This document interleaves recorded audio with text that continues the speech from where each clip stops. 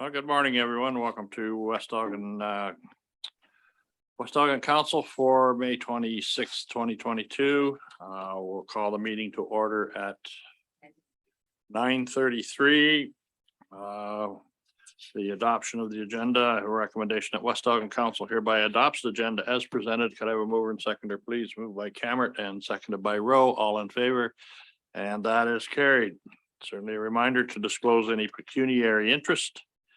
I guess we haven't had any disclosure, so we'll move on to the first public meeting for 196 Ridge Street. So would you like me to read the You go ahead, please, Madam Clerk. So the recommendation is that West Elgin Council hereby proceeds into a public meeting at 9:34 a.m. pursuant to section 34 of the Planning Act in order to hear an application to rezone the property at 196 Ridge Street, West Lauren. Purpose of the meeting, you read So that? you need to call a mover and seconder. I'll mover and seconder for that. Mover, Rowe and Leatham, all in favor? That is carried. So now I'll read the purpose of the public meeting.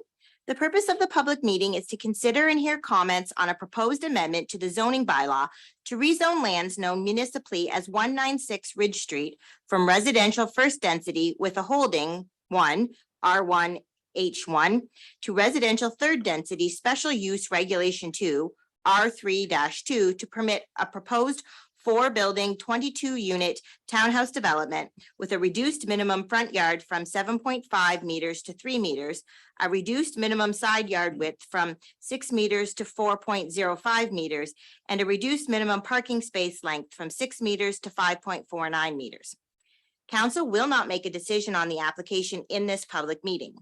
Based on the recommendation and information received at this public meeting, an amending bylaw will be presented to council in the bylaw portion of this regular meeting of council. The planner is keeping a public registry, and if any member of the public wishes to be notified in writing of the decision on this application, they can provide their name and mailing address via email to planning@westelgin.net or by calling 519-785-0560. Extension 226, no later than 4 p.m. on the day of the public meeting. A person or public body may appeal a decision if they have made an oral or written submission at today's meeting. If you wish to make an oral submission during the public meeting, please use the raise your hand feature in Zoom and the clerk will allow you to speak when the call is put out for public comments. Okay, you've all heard the purpose of the meeting. Good morning, Heather. Good morning, Mayor McPhail. Yes, could you lead us through this proposal from our planning aspect? Okay, thank you. The proposed zoning bylaw amendment, as already been mentioned, is to rezone the subject lands to permit a townhouse development on the property with special use regulations on the property. Surrounding land uses are residential. We've got its boundary is Ridge Street. And pretty much predominantly residential surrounding this property at 196 Ridge Street in the community of West Lauren. As part of this application, the following reports and studies were submitted: planning justification brief, boundary survey, grading servicing and details plan, stormwater management report, architectural design and details report, street lighting, photometric model plan, and street light cut sheet plan. Should the application be approved, a site plan approval agreement will be required. The agreement will address parking, access, snow storage, stormwater management, servicing, landscaping, outdoor storage, lighting, noise, and other matters. There are no financial implications on this application. In terms of the policies, in terms of the provincial policy statement, the proposed zoning bylaw amendment is consistent with the PPS. In terms of the County of Elgin official plan, the proposed zoning bylaw amendment conforms to the county's official plan. In terms of the municipality of West Elgin official plan, the proposed zoning bylaw amendment conforms to the official plan.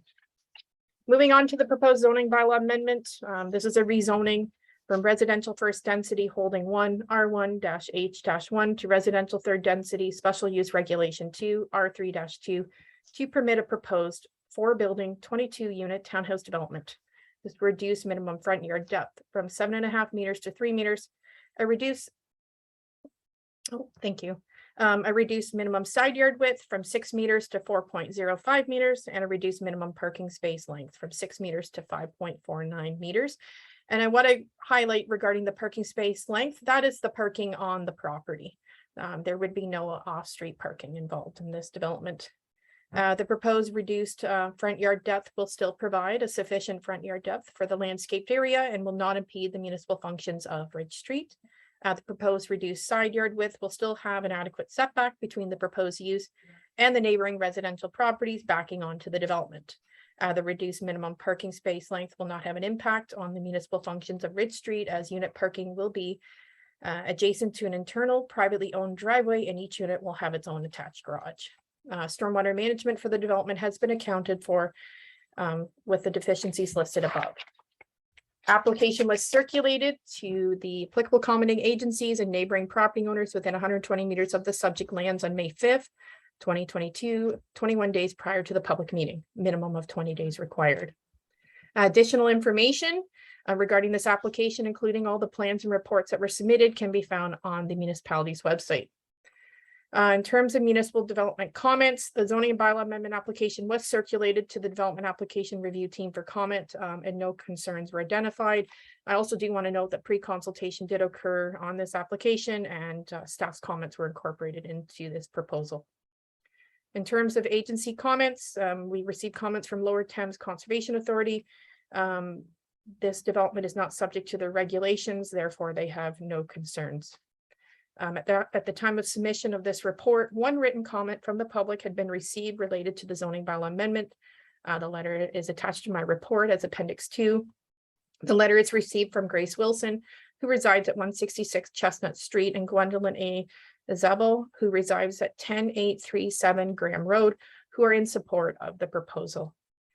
In conclusion, it's the planning staff's opinion that the proposed zoning bylaw amendment appears to be consistent with the provincial policy statement, conforms to the County of Elgin official plan, and conforms to the West Elgin official plan, and recommend that the request for zoning bylaw amendment be approved, subject to no concerns being raised through any oral and written submissions being received at this public meeting. Thank you. Okay, thank you, Heather. I do have a resolution that it's recommended at West Elgin Council. So we have to go to public. Oh, we do not read that resolution? No, it's fine. We can, we're okay with We've that. already received Okay. her report, so we Yep. need to move on to applicant comments. All right, applicant comments. I don't know who's going to speak on this, whether Louis or your consultant. Who's going to go first? Chris, you want to go first? Yeah, absolutely. Thank you, Louis. Good morning, Mayor and Council. My name is Christopher Langley. I'm from Patori Planning and Management, and I'm the planning consultant on behalf of the owner, Louis, or RVI Developments, Inc. for 196 Ridge Street. So the purpose of this application, as stated by Heather, is to construct 22 bungalow townhomes split between 4 townhouse blocks that are accessed by a private driveway along the west side of Ridge Street. Each unit will have a frontage along the private driveway and a 1-car garage. The units have 2 bedrooms and 2 bathrooms and will be approximately 96 square meters in size, which is about 1,000 square feet. A fence will be constructed around the perimeter of the property, which will provide a buffer and screen from the existing residential dwellings to the north and south of the property, as well as the existing farm field to the west of the property. Street trees are proposed along the central driveway corridor to soften up the streetscape so that it blends in with the existing community. A hammerhead turnaround is also proposed at the very west end of the development, which will allow for cars and emergency vehicles to maneuver throughout the site. As stated previously, we are requesting a zoning bylaw amendment that's required to rezone the subject site from an R1 residential first density to a residential third density, which will allow for the townhouse use designation and bring the proposed setbacks and built form into conformity with the bylaw. I'll note that the site plan application is also required. However, it's not been applied for just as of yet. We're very excited about this application. It brings much opportunity for the current vacant parcel, as well as meets the municipality of West Elgin's official plan direction for the development within the community. The goal and the intent of the official plan is to provide a diverse and affordable range of housing opportunities to ensure that a logical and efficient and orderly, compact and compatible development occurs. The proposal introduces townhome units, which will provide an alternative to the traditional detached family dwellings that are predominant within West Elgin and meets the needs of a wider population of individuals. This includes young families that are looking to stay within the community, however, may not necessarily be able to afford a detached unit, or segments of the elderly population that would like to age in place and remain within the community that they've built relationships in. The town's official plan directs compact built form and respects the small town character of the villages that make up the municipality. The multi-unit residential development is permitted within the site, although a site-specific zoning bylaw amendment is required. And there are instances of similar built form on Monroe Street through the Heritage Homes development, which is located just north of the West Elgin Community Health Center. Special consideration has been given to the design and the transition of the proposed development in relation to the existing uses, including limiting the height of the development to only 1 story and providing the appropriate setbacks within the front yard so it forms a consistent frontage along Ridge Street. Each unit itself is 9.75 meters or about 32 feet in width, which is traditionally wider than most townhomes and allows for space for a large kitchen and a great room area, as well as the previously mentioned 2 bedrooms and 2 bathrooms. Front covered porches have also been provided, which is very characteristic within the community and allows for interaction between neighbors. In terms of walkability and connections to public infrastructure, as well as everyday needs, the site is walking distance to West Elgin's Main Street, as it's approximately 5 minutes from the West Elgin Medical Center, the Foodland, as well as the LCBO, and about a 4 to 5 minute walk from the West Lorne Arena and the West Elgin Secondary School to the south. At its very furthest, the Community Health Center is about a 7 to 10 minute walk from the subject site. I should note that there's no sidewalks in front of the subject site on Ridge Street or on Chestnut Street, but both Graham Road and Ridge Street north of Maple Street have sidewalks that connect to all of the services that I just mentioned. So again, we're very excited about this opportunity as it meets many of the policies that are written within the town's official plan. And more importantly, we believe that it fits within the needs of the community by providing an alternative form of housing that's available to a wider segment of the population. I'd be more than happy to answer any questions that council and community may have, and thank you very much. And I'll pass it over to Louis if he wants to say a couple words as well just on the development. Okay, Louis. Yeah. Well, good morning. Good morning to all, and thanks for giving me this opportunity and time today. I'm not going to add too much more other than, these will be rental units. So we're also, obviously rumor got out that, I'm looking to develop this and there will be rental units. And so far I've been contacted by almost 10 individuals that are looking to secure a spot here.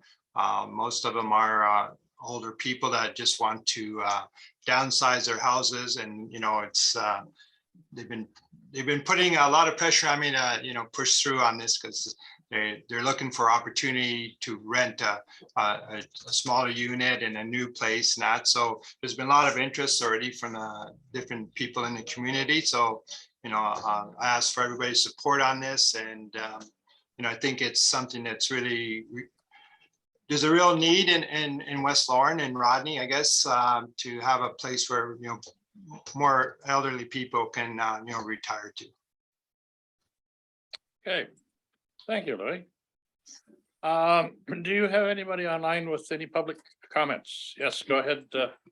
I do have a Mr. Newton. He asked that he'd like to see a public planning process for what they plan on building before it's approved.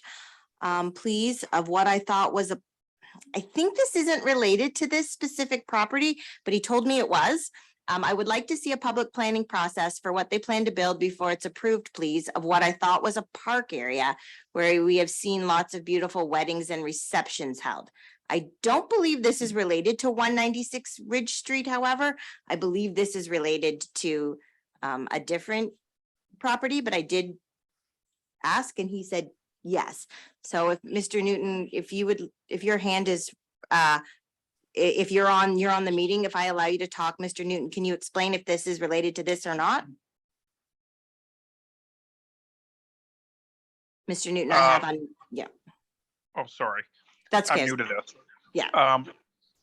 I'm not sure of the address. Is this the property that is adjacent to the railroad tracks No, by sir. the water tower? No, this is a different property, sir. Oh, okay. I'm sorry, then I'm on the wrong one here. Yeah, I was told that this is the No, that public meeting, that's the third public meeting today, not this one. This is related to one on the other side of West Lauren. So Okay, I'm sorry. when- I will wait till that meeting and ask again. Okay, no problem. I do have Alani Labadie whose hand is up and would like to speak. Mr. Labadie, please go ahead. You'll need to unmute.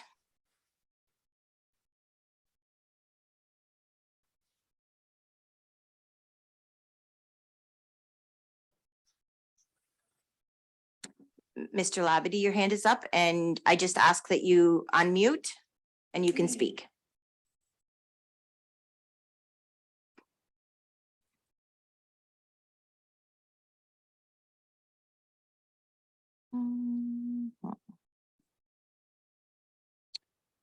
Mr. Labadie, I can't hear from you. I don't hear you, so. And do you have anyone else? And we'll let. We'll make, we'll make another we'll phone, give we'll another make call. another call. Does anyone else wish to speak? Oh, I have an Amy who would like to speak. Hold on. Please state your name and, okay, so I'm gonna have to promote her to a panelist. Oh, Amy, you'll need to unmute.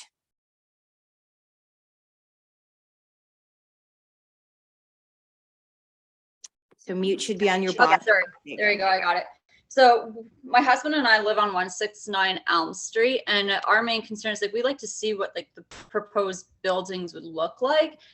Just as sorry, I can't remember his name. The developer had said that it's to keep within our like the look of our community here. We'd like to see what the proposed buildings would look like from like a street view per se. But my main concern is who be maintaining the properties, just because with rentals, often renters don't maintain properties as well as much as homeowners, right? And that can affect our property value when you're looking at it as a community if these properties aren't being maintained. Okay, which one of you gentlemen like to respond to that? I can respond to that. Yeah, we'll be maintaining the property ourselves as the owners of the property and the homes. Obviously, we'll be hiring a landscape company to do the routine grass cutting and maintenance on there. Okay, that's fair. Now, getting back to your other question, do we have a file photo of what the development will look like in the end? We have one, Madam I don't have one. Heather's better. Heather?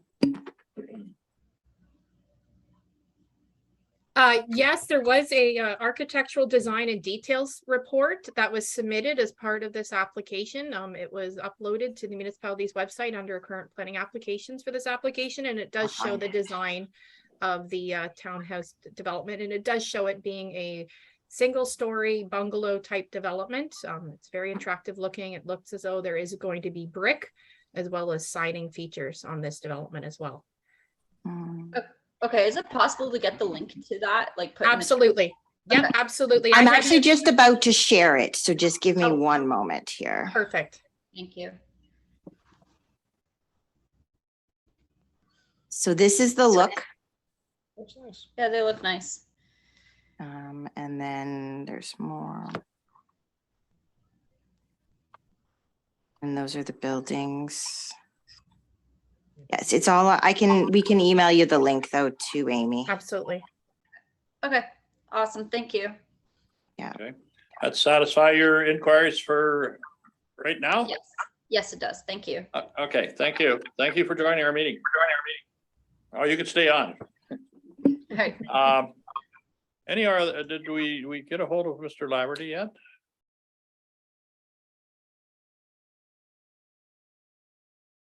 Mr. Labadie, are you able to unmute and speak? I can promote you. I can try another way too. Let's see if I can promote him. He's coming. I'm putting him on as a panelist to see if this will work.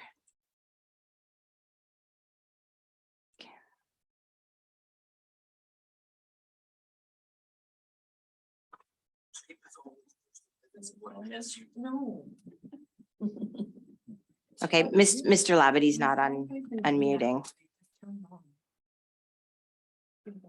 We can't seem to connect with Mr. Laverty.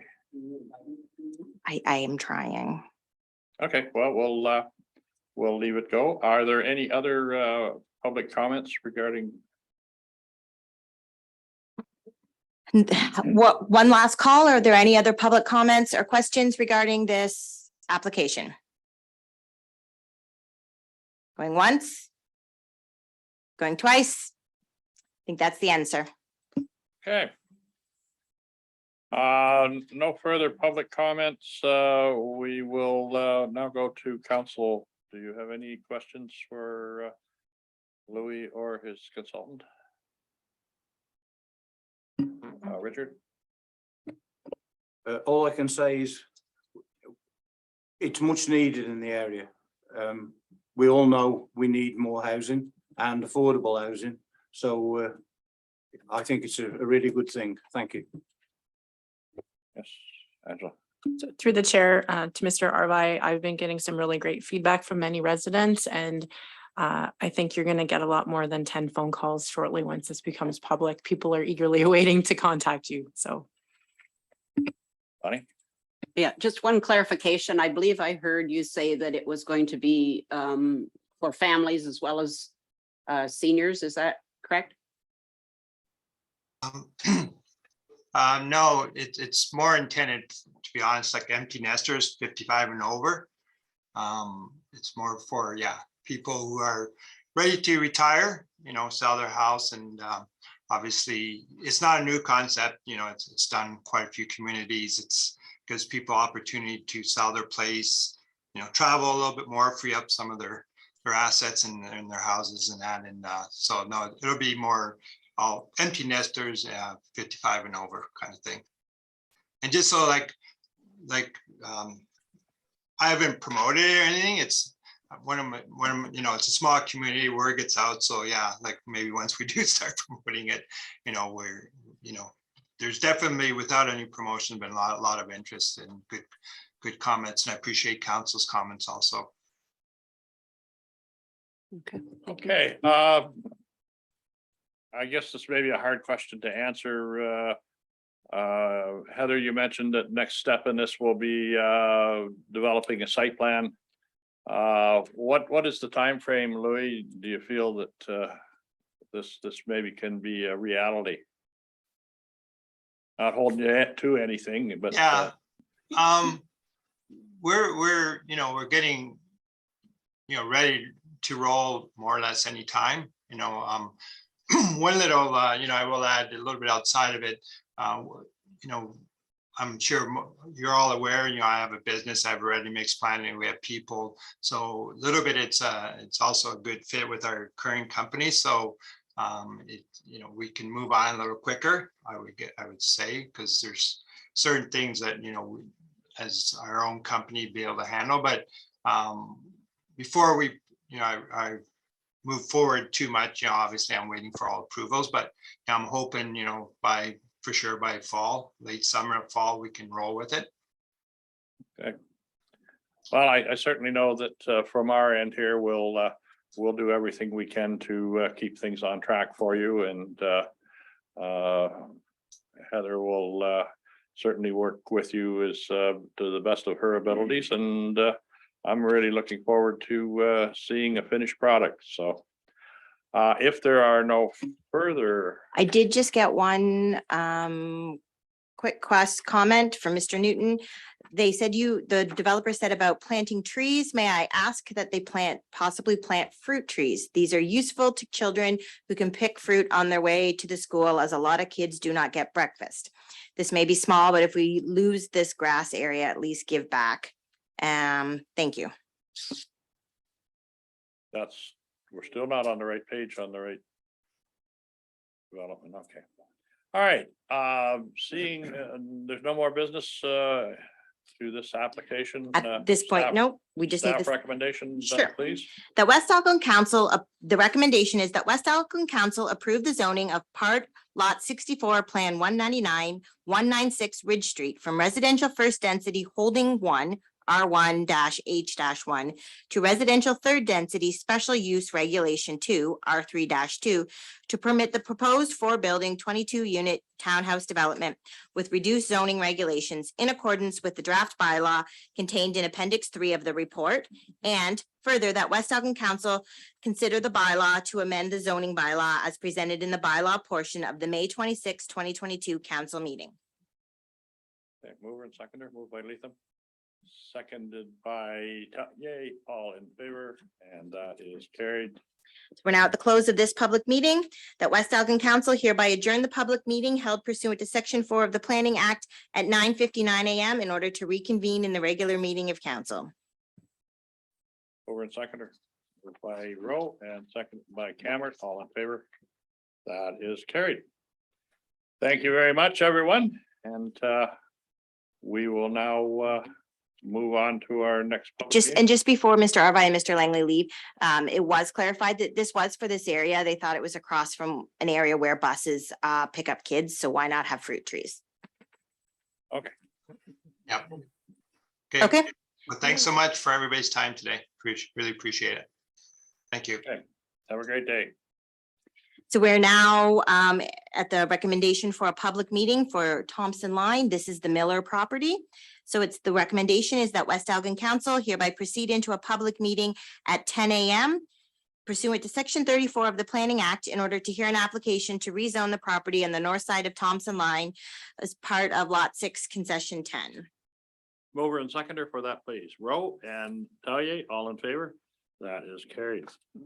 So the purpose of this public meeting is to consider and hear comments on the proposed amendment to the zoning bylaw for the lands legally described as Lot 6 Concession 10 with no assigned municipal address and located on the north side of Thompson Line from an agricultural A2 zone to the general agricultural A1 zone in order to permit a single unit dwelling and other A1 permitted uses.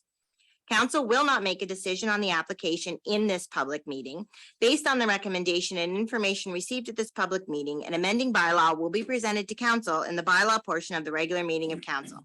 The planner is keeping a public registry, and if any member of the public wishes to be notified in writing of the decision on this application, they can provide their name and mailing address via email to planning@westelgin.net or by calling 519-785-0560, extension 226, no later than 4 p.m. on the day of the public meeting.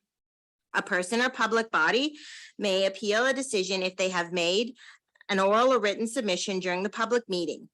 Please use the raise your hand. If you wish to make an oral submission during this public meeting, please use the raise your hand function in Zoom and the clerk will allow you to speak when the call is put out for public comments. Okay. We have a recommendation here that West Elgin Council hereby receives the report from Heather James Planner regarding the zoning bylaw amendment application D1408 2022, part of Lot 6 Concession 10. Heather, your planning report. Oh, need a mover and seconder for that. Sorry. Moved by Talia, seconded by Latham. All in favor? And that is carried. Okay, Heather. Okay, thank you, Mayor McPhail. The purpose of the zoning bylaw amendment is to rezone the subject lands from agricultural A2 to general agricultural A1 in order to permit a single unit dwelling and other A1 permitted uses. The A2 zone permits agricultural uses and prohibits a single unit dwelling. Just to provide some background information, lands that are zoned A2 have been the subject of a consent for the purposes of disposing a surplus farm dwelling. It's a condition that any subsequent or future dwelling would be prohibited on the remaining lands in accordance with the provincial policy statement, the County of Elgin official plan, and the West Elgin official plan. A parcel of land was severed from the northeast corner of the subject lands and it's used for rural residential use, as well as a surplus farm dwelling was severed from the subject lands in 2007. As a condition of the severance, the subject lands were rezoned to A2 to prohibit a single unit dwelling.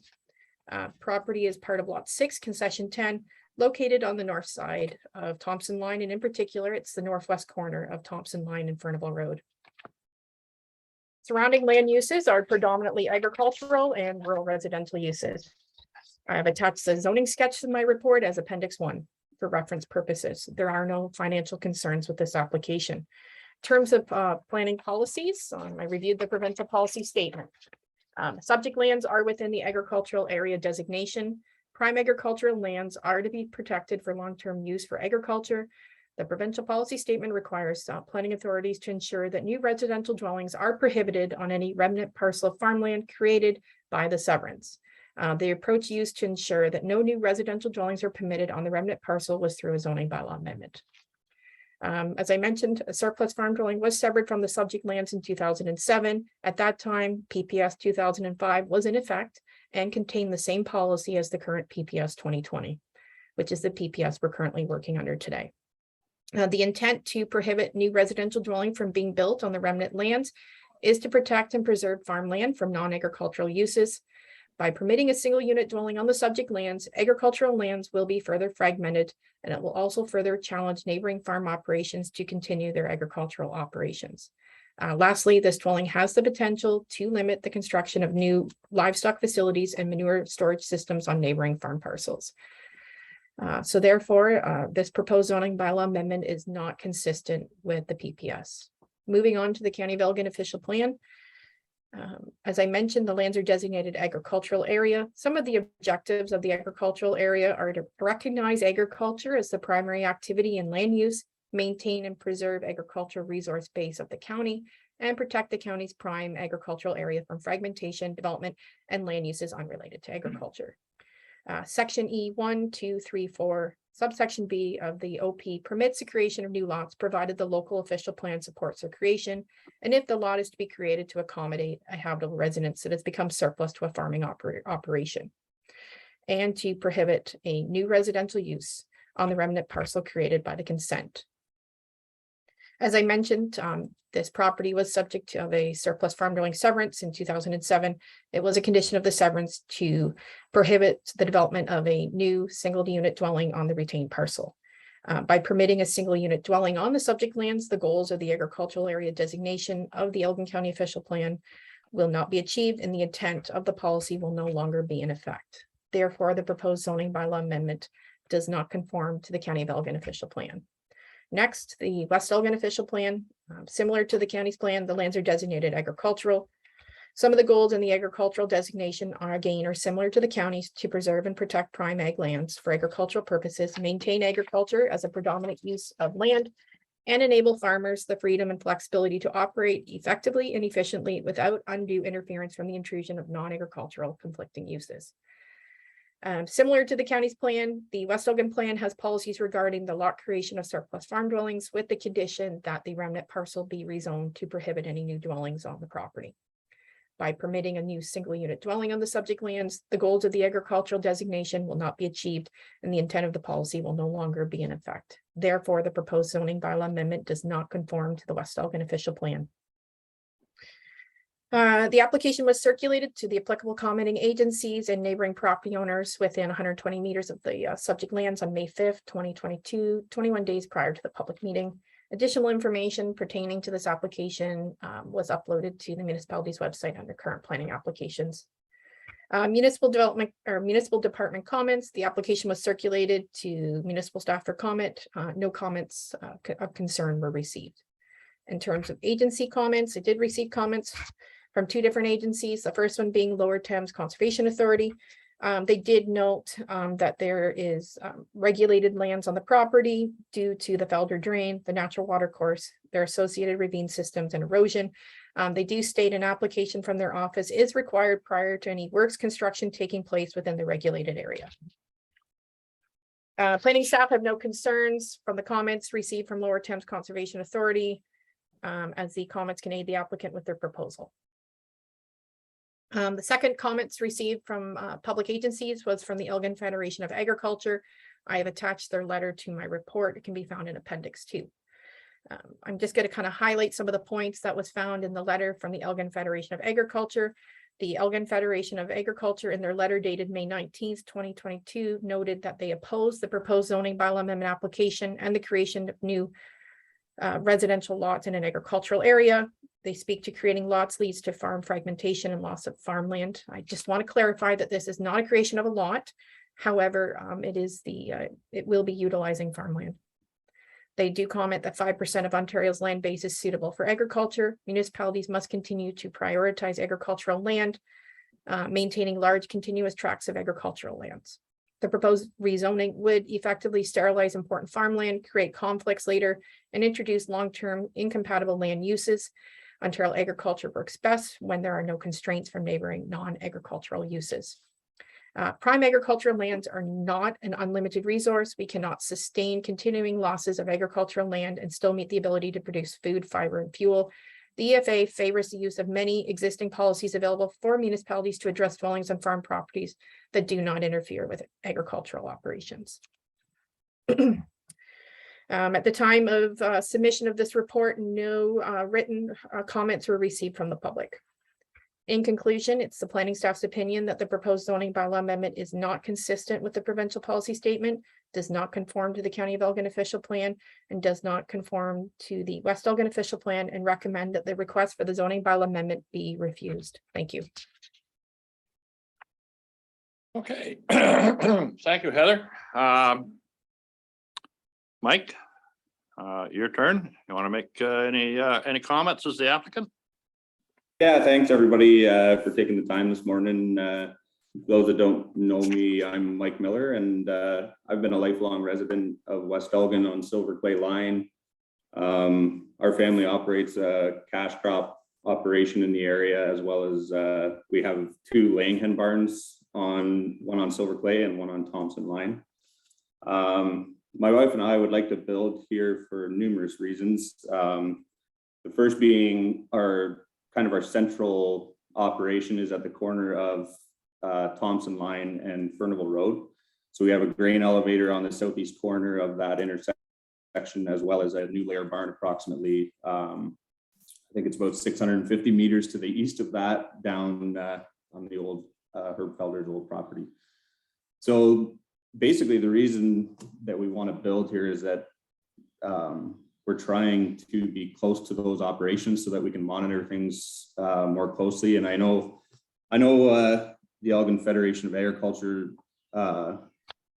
apparently does not approve of this application, but in reality, this is important for agriculture in my eyes, that we are able to build close to our house or close to the elevator and our chicken barn. I guess a couple of other things is, if we build here, there's already houses close by within 100 meters. So it will actually affect minimum distance setback for livestock operations less by building here than if we built on another property that we have ownership of that is zoned A1. So it would actually be better for livestock operations and local farmers to build in this spot than if we built, say, on another property that we own up the road that would introduce new setback requirements. So that is one positive thing about building in this location. Heather also spoke about fragmentation and reduced land use efficiency for farming, but part of the reason we wanted to build here is because this is some of our poorest ground that we have. It's close to a 16-mile creek, which is a main gully in the area, and a lot of that ground bordering that is heavy clay that is not very productive. And some of the other farms that we have that we could build on, it's much more productive ground and would actually cut up the field worse than if we just built in this corner. So that's another reason that we'd like to build there. We've spoken with neighbors that are next door to us, or where the proposed dwelling would be. They have no issue whatsoever. We know one in particular really well, and there's no opposition from any neighbors that we are aware of. I spoke with Lower Thames, and where we're planning on building, there is regulation on that Felder drain, but where the dwelling is proposed, it would not affect that buffer zone. So I don't think there would be a problem there. So yeah, basically we want to be close to our farming operation, and to me, it's very important to be close by, and I think that it would be a good spot to build, as well as all the services are also at this property, gas, water, as opposed to some other properties that we could build on. The services aren't there. So it would also be better for the municipality to have a house here instead of somewhere else. So I guess that's all I can say to that, but. Okay, So just as we get into the public comments, we did receive one May 25th at 6:43 PM from Randy Reese. I just looked on the agenda and saw something that may have implications at my property at 11904 Graham Road and for others in similar circumstances in West Elgin. I want to go on record that I strongly support your opposition to this application. It follows none of the guidelines of the PPS and the 2 official plans.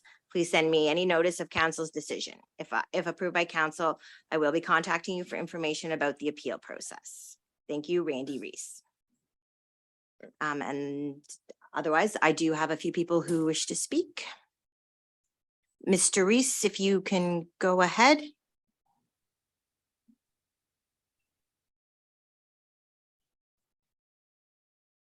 Not sure.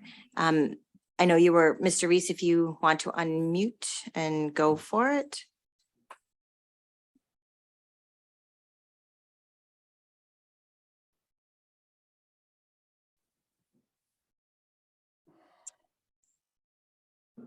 Is it working now? It's working. Okay, good morning, Mr. Mayor and the rest of council. I did not raise any issues up until this point because I'm outside of the area that would have been given notice of this zoning change.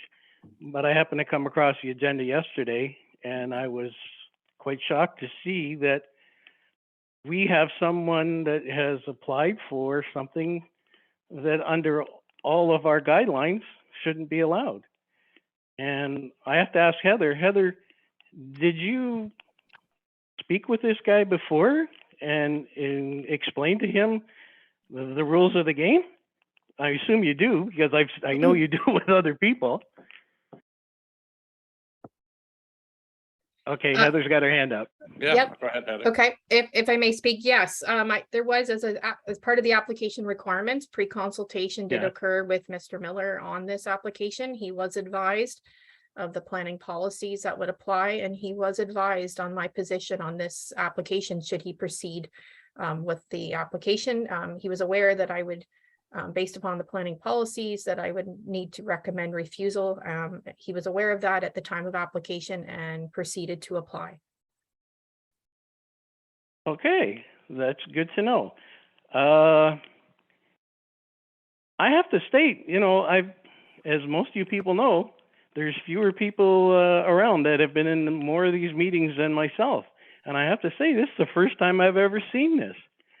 And I guess what I'm going to say to council, I could say a lot, but there's really no need to. I'm not going to argue about loss of farmland. That's not my fight. My big concern is you're not following the process.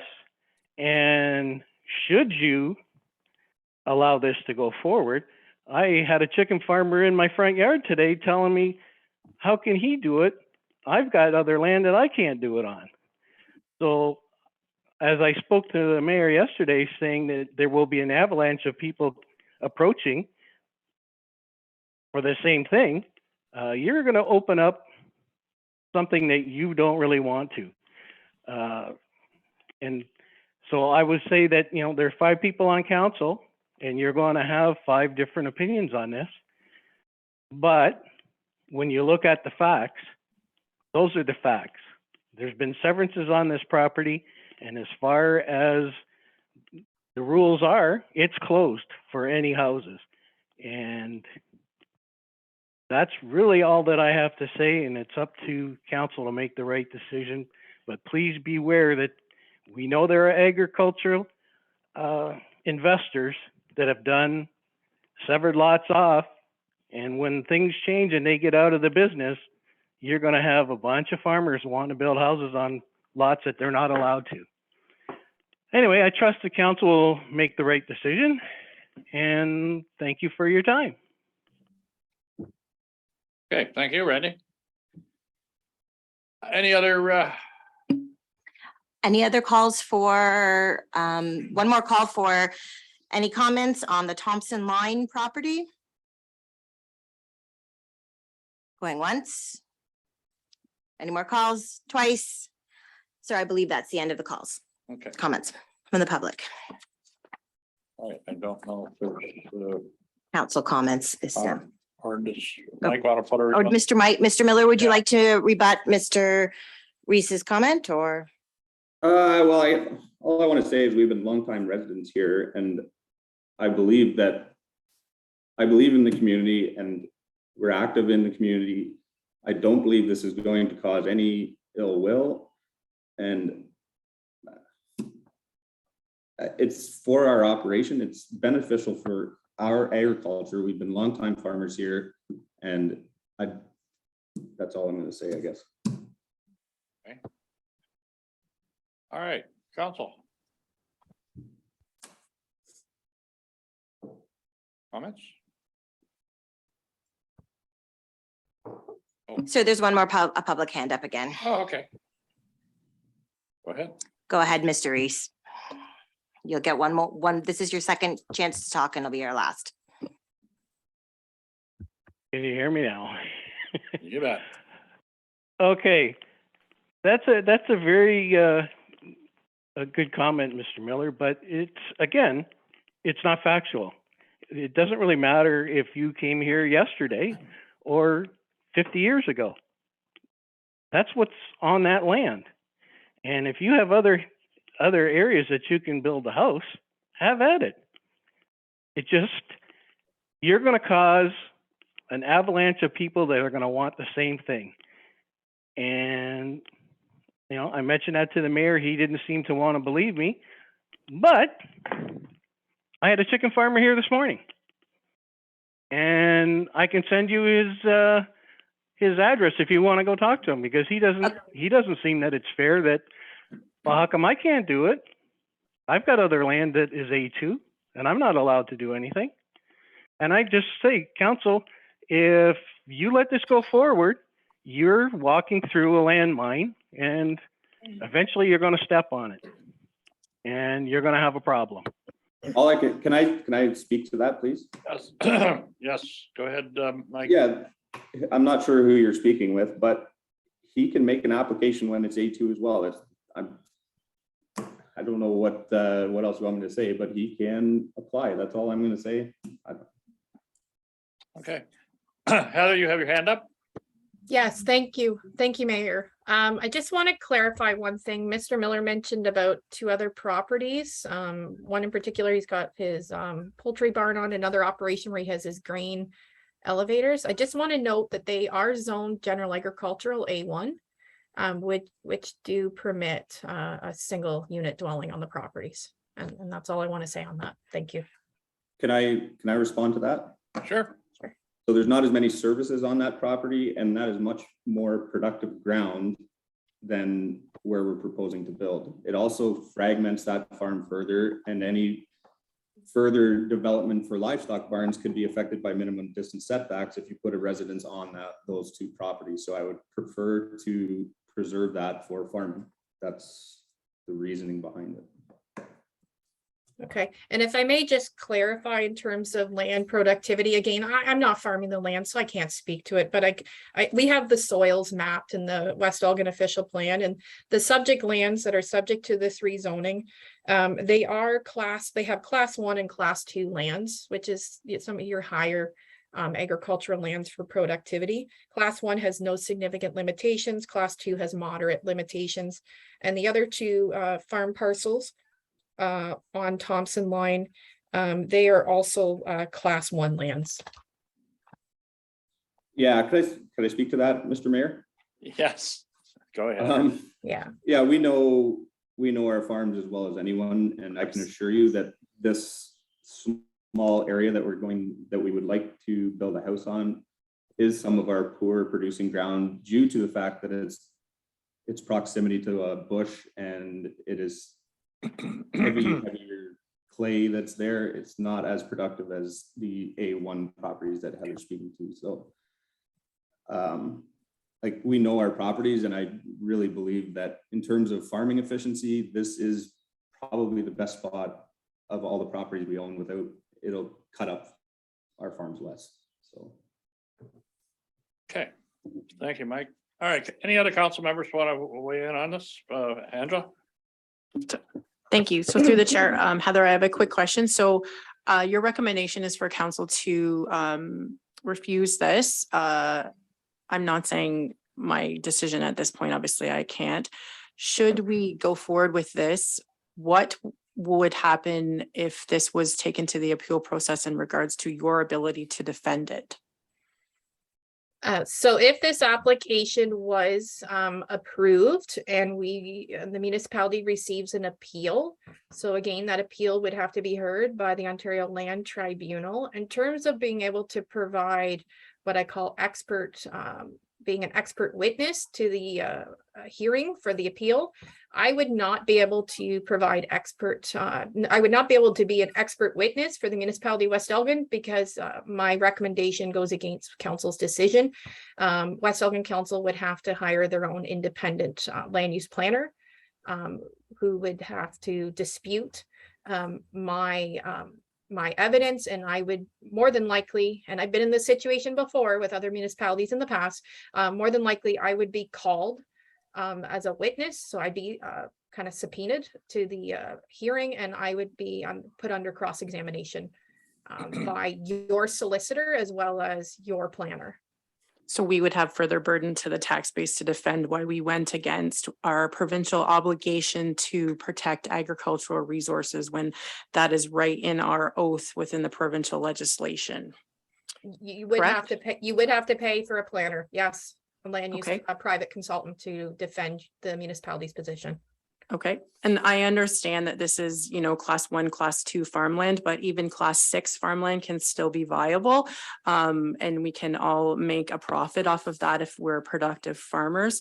I understand the need to wanting to be close to your barns. Technology allows that ability to be near it and wanting to do that. So having other A1 zones would prevent creating a precedent that I guess according to Mr. Reese might become financially cumbersome to the municipality. So that's something maybe we might want to consider. Thank you. Anyone else?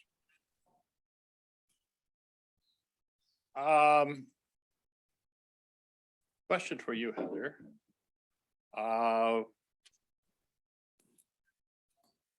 This application, is it a one of, or does this set a precedence for everything?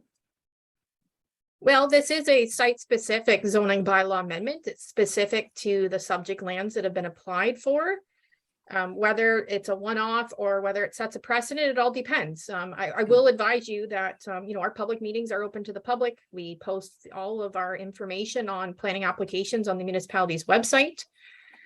So the public does find out about things. And as you're all very much aware, people talk in West Elgin, lots of talk. So this could potentially be something that's discussed amongst the farming community in West Elgin, perhaps even across parts of Elgin County. I've been a planner for over 8 years with West Elgin. I was also previously the planner with Dutton Dunwich, as well as I'm currently still the planner with Southwold. I have never had someone apply to do this reversal. In the 8 years I have been here. In my entire career as a planner for over 15 years, this is the second time I've ever had a farmer apply for a reversal. It was in another community in another county. So this is not a common type of application. However, it could be precedent setting should it be approved. Okay. One more question for you, Heather. You had mentioned that the provincial policy statement is opposed to this for its disassembling farmland or hurting agriculture. With what Mr. Miller has laid out for us, it's kind of ironic that his proposal is more of a benefit to agriculture than a deterrent to agriculture. If I may speak, so the provincial policy statement is kind of an overall planning document. It provides a broader planning policy. There are opportunities where, perhaps, municipal councils such as yourselves today can have opportunities to look at, the policies from the province, from the county, from our own plans and determine, are these policies in this application appropriate? Or is this an opportunity where council can use their decision-making abilities to determine, this is the type of application that we feel, yes, we understand the policies are in place. However, we feel, this application has, specific or special circumstances that, council may feel inclined that they should support.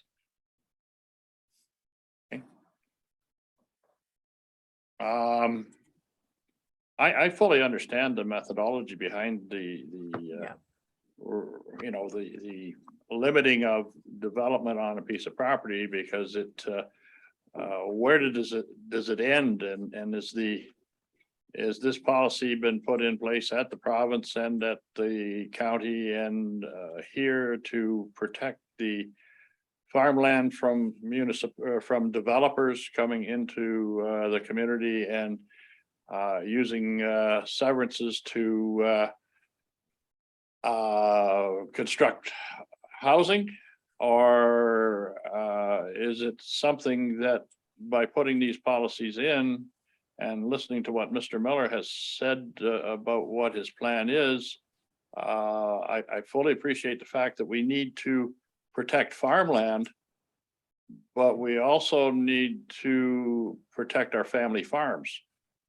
And it's sometimes situations change that a good idea comes up against a rule that's been made in Toronto that doesn't understand what Mr. Miller is putting forward here on a micro level of understanding his soil. And I know that I have farms that have some heavy clay areas in them that I really don't want to even go in and fool with them, because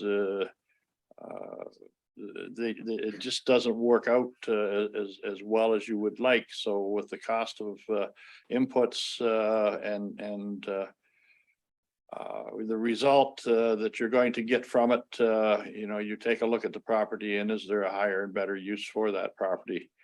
So I really am perplexed at this, because what Mr. Miller does make a lot of sense, and what Mr. Reese is saying makes a lot of sense. And I guess that's what we have to, as a council, weigh all those out and hopefully come up with the best decision going forward. The other application that you did get on this reversal, what was the decision that was made there? So if I may speak to it, so it was quite some time ago. It was in my previous employment with the County of Bruce. And the application was a rezoning to reverse. Again, it was the rezoning to prohibit houses. They were wanting it to change it to put a house. Recommendation was for refusal, and council ultimately in the end did refuse the application. Okay. Bonnie.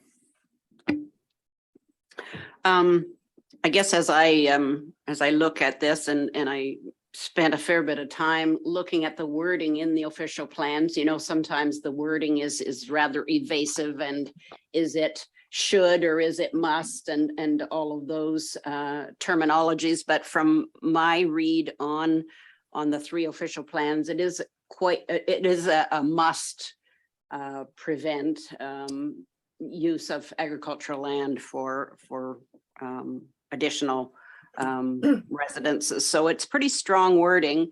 I'm totally sympathetic to Mr. Miller's plans and I believe I understand his reasoning for choosing this particular property. I guess from my understanding of what this council needs to do, we need to take the consideration of the whole municipality in keep it in mind when we make a decision. And I do really feel that it will cost us in legal fees and other, potentially a tribunal hearing if we approve this, and that I have concerns about. Richard. I appreciate what Mr. Miller said, and I understand exactly where he's coming from.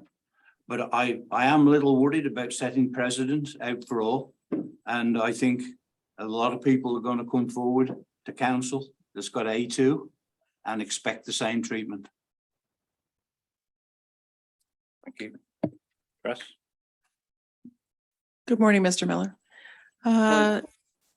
So I understand what you want to do and why your reasonings behind that, to look at your barns and be closer. And as Councillor Camrat stated, and it's what I had down as well, there's also some technology you can use to do so. Not the same as being there, but it is options you can have.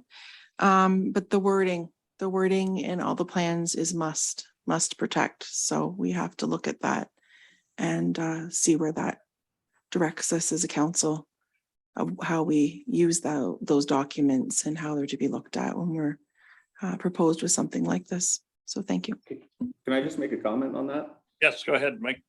Yeah, so must protect farmland. In this instance, you are protecting farmland by rezoning this to A1 because it is more suitable for a house than where we would build on another A1 property that we own.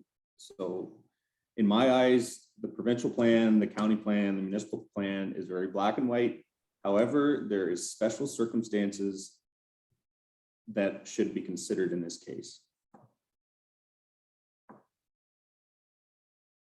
Heather, do you know, and I know this is a tough question, do we have a lot of A2 properties in West Elgin? Well, we have more A1 properties than we do A2. However, I will state anytime we do receive an application for a surplus farm dwelling severance, we do rezone those retained lands to A2. So the more applications we receive for surplus farm dwelling severances, the more A2 lands we will have as a result. Okay.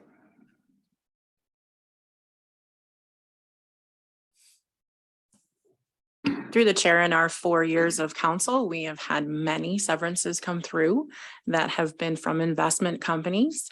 And unfortunately, I understand that, yes, it is black and white. And I get Mr. Miller's request, being a farmer myself. And I get what you're trying to do. However, the way that the current provincial policy statement is written, it's not something that we can approve at this time. Okay. Any more from council?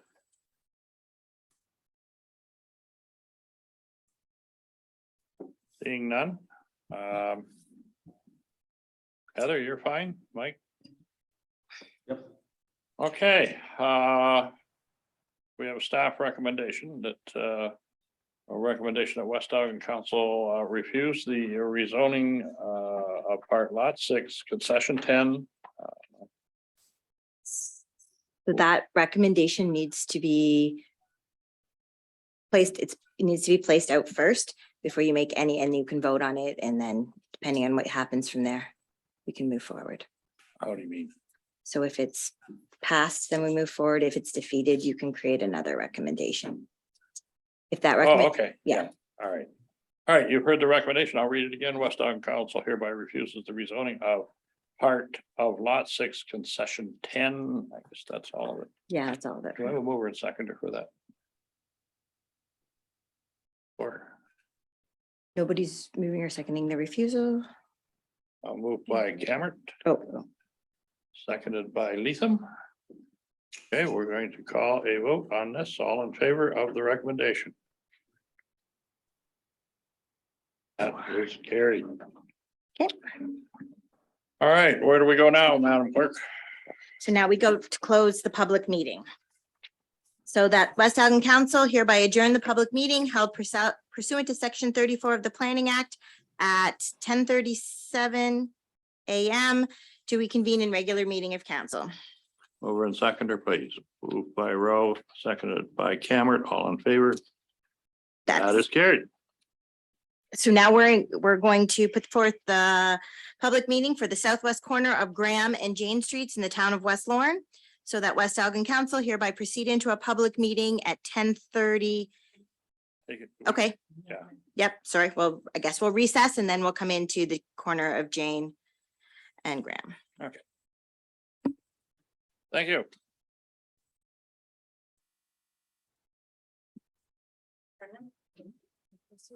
Hmm?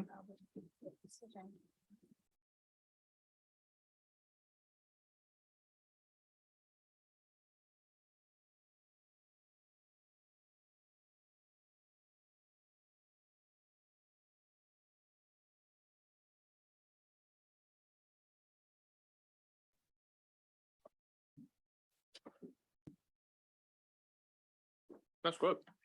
Mhm. Okay, welcome back. Our next public meeting is the southwest corner of Graham and Jane Street. Madam Clerk, read the purpose of the meeting. The we gotta move into a public meeting. We didn't get the mover and We didn't seconder. do that. The West Elgin Council hereby proceed into a public meeting at 10:47 a.m. pursuant to section 34 of the Planning Act in order to hear an application to rezone the property at the southwest corner of Graham and Jane Streets in West Lorne. Mover and seconder, moved by Rowe, seconded by Leatham, all in favor. That is carried. Purpose of the meeting, please. The purpose of this public meeting is to consider and hear comments on the proposed amendment to the zoning bylaw to rezone lands located on the southwest corner of Graham Road and Jane Street in West Lorne from open space to residential third density R3 to permit residential townhouse development. Council will not make a decision on the application in this public meeting. Based on the recommendation and information received at this public meeting, an amending bylaw will be presented to council in the bylaw portion of the regular meeting of council. The planner is keeping a public registry, and if any member of the public wishes to be notified in writing of the decision on this application, they can provide their name and mailing address via email to planning@westelgin.net or by calling 519-785-0560, extension 226, no later than 4 p.m. on the day of the public meeting. A person or public body may appeal a decision if they have made an oral or written submission at today's meeting. If you wish to make an oral submission during the public meeting, please use the raise your hand feature in the Zoom and the clerk will allow you to speak when the call is put out for public comments. Okay, we have a recommendation that West Elgin Council hereby receives the report from Heather James, planner regarding zoning bylaw amendment application D14-09-022 for part lot 14 concession 8 being part 7 on R11R 9329. Your planning report. Okay, Heather. Oh, mover and seconder for that. Moved by Atalia and seconded by Rowe. All in favor? That's carried. Heather, you're on. Okay, thank you, Mayor McPhail. The property is located at the corner of Graham and Jane Streets in the community of West Lorne. This proposal is a rezoning from open space OS to residential third density R3 to permit a future residential townhouse development. Surrounding land uses are predominantly residential, public utility, in particular the water tower, former railway corridor, and general industrial to the west. The zoning sketch has been submitted as part of this application. No plans and reports were submitted with this application as it's just a rezoning. The owner has not applied for site plan agreement, and the owner intends to sell the lands to be developed in the future. So there will be a new owner for this property, and that owner will be responsible for applying for site plan approval, which a site plan approval agreement will be required, and will submit the necessary plans and reports. And I do want to highlight that the site plan approval agreement will be required prior to the issuance of a building permit should this application be approved.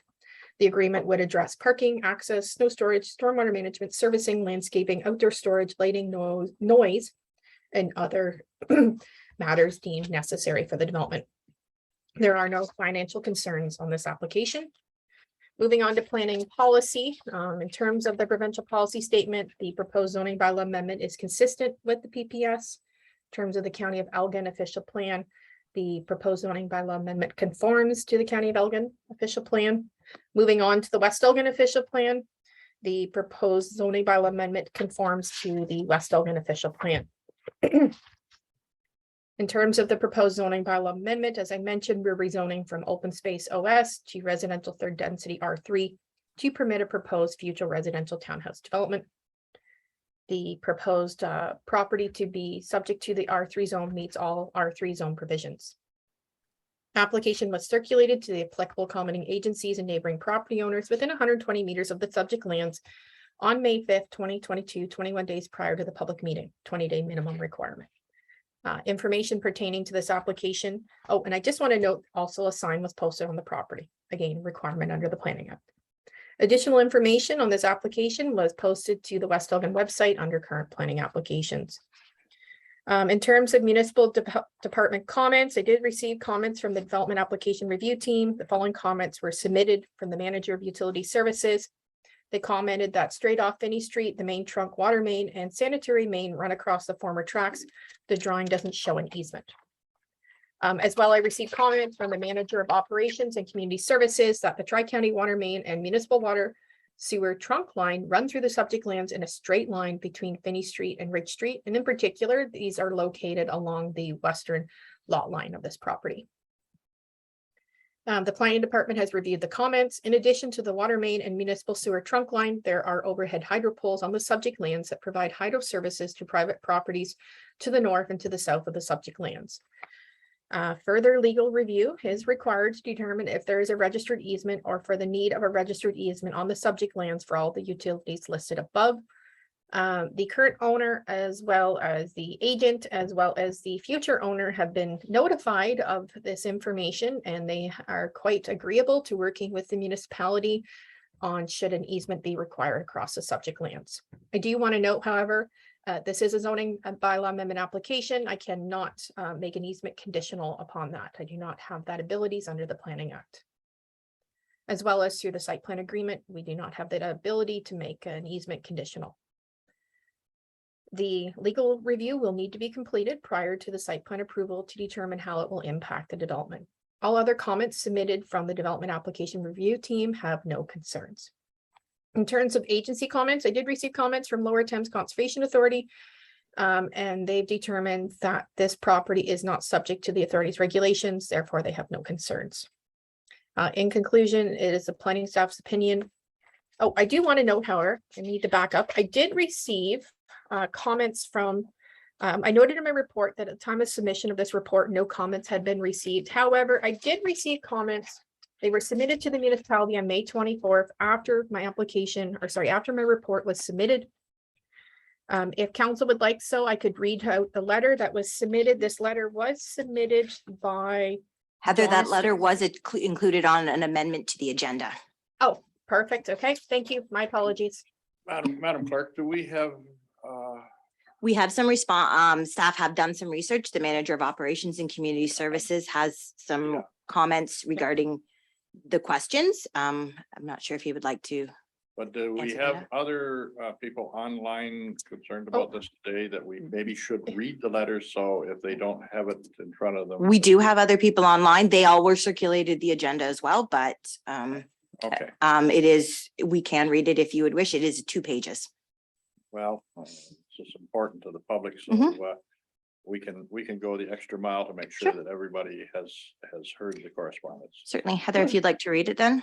Okay, so this letter was submitted by Donna Stewart, as well as there is another individual's name listed on here, and I apologize, I'm just not able to read the first name. And it's, they are located at 251 Graham Road in West Lorne. We live at the northeast corner of Graham Road and Jane Street and have assumed the land at the southwest corner was parkland owned by the village since the railroad was decommissioned. We never saw a for sale sign posted to show the land was for sale or changing ownership. Has Orford Sand and Gravel Limited always owned this property since railway ownership? If so, why did the municipality cut the grass? Who paid for that? Can anyone pay for the municipality to cut their grass? There was a sign on the property with the same painting and design as the West Lorne sign at the edge of town. The sign said McKitchney Park. Was that sign unlawful, or were we deceived into thinking that the land was parkland?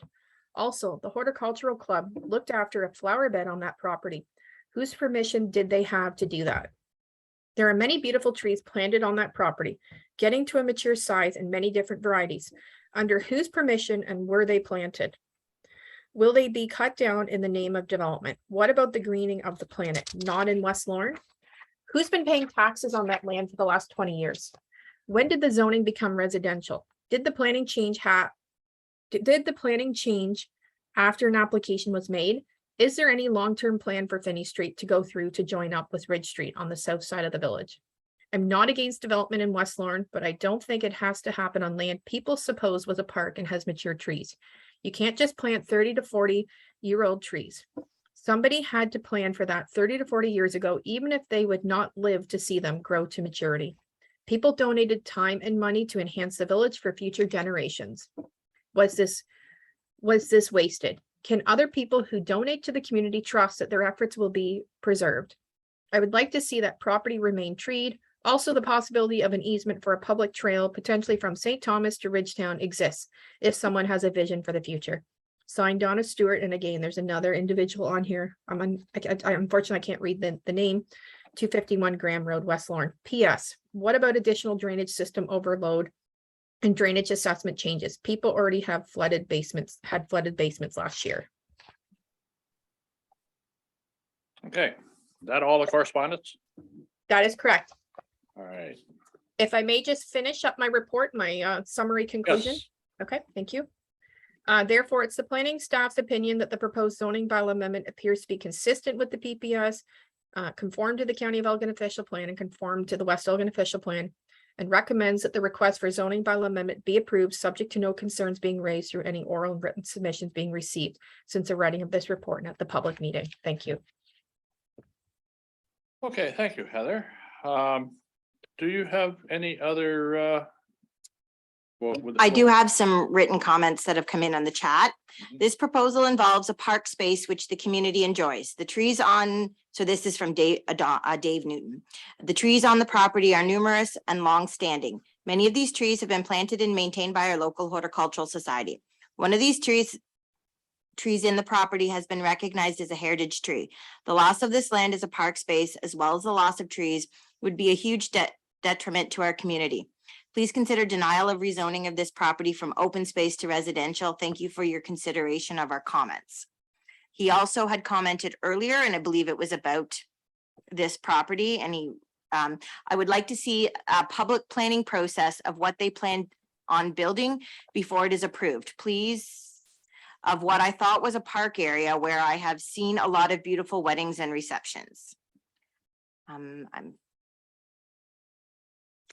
not sure if you would like the manager of operations and community service to tell you what staff discovered about this property, the history. I think that's important at this juncture that, like a lot of communities, things are not as they appear. And nobody really knows how they got to be where they are today. So certainly, Lee, I know you've done some research into the history of this property and just how it all kind of works into the big picture now. Yep. Thank you, Mr. Mayor and Council. So we did do a little bit of searching for history into this property. So the property in question was owned by the railroad for many years. And up until the railroad was removed, the tracks were removed.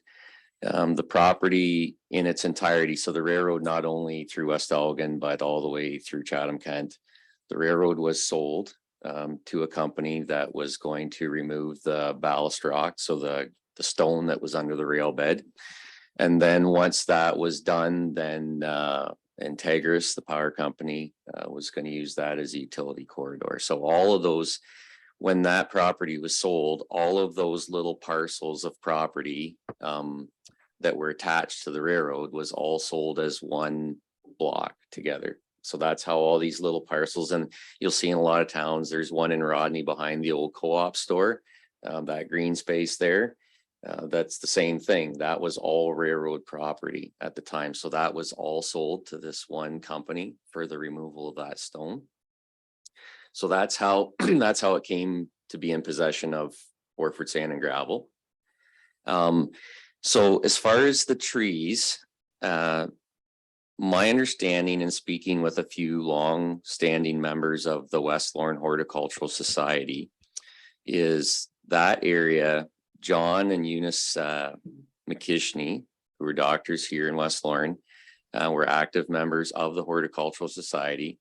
It was John's idea to plant trees in this area along Jane Street.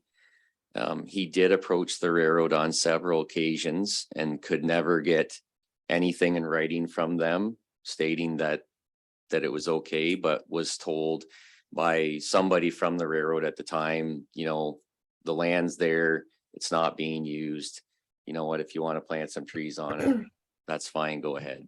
There was never anything. He did try over the years to get something in writing, but the railroad would never provide that. And many times we find that the head offices of these railroads were so far removed from these small towns that a lot of the properties that were alongside the railroad or abutting the railroad were used for other purposes just through the natural course of time. The railroad itself would never know that, or to say anything about that.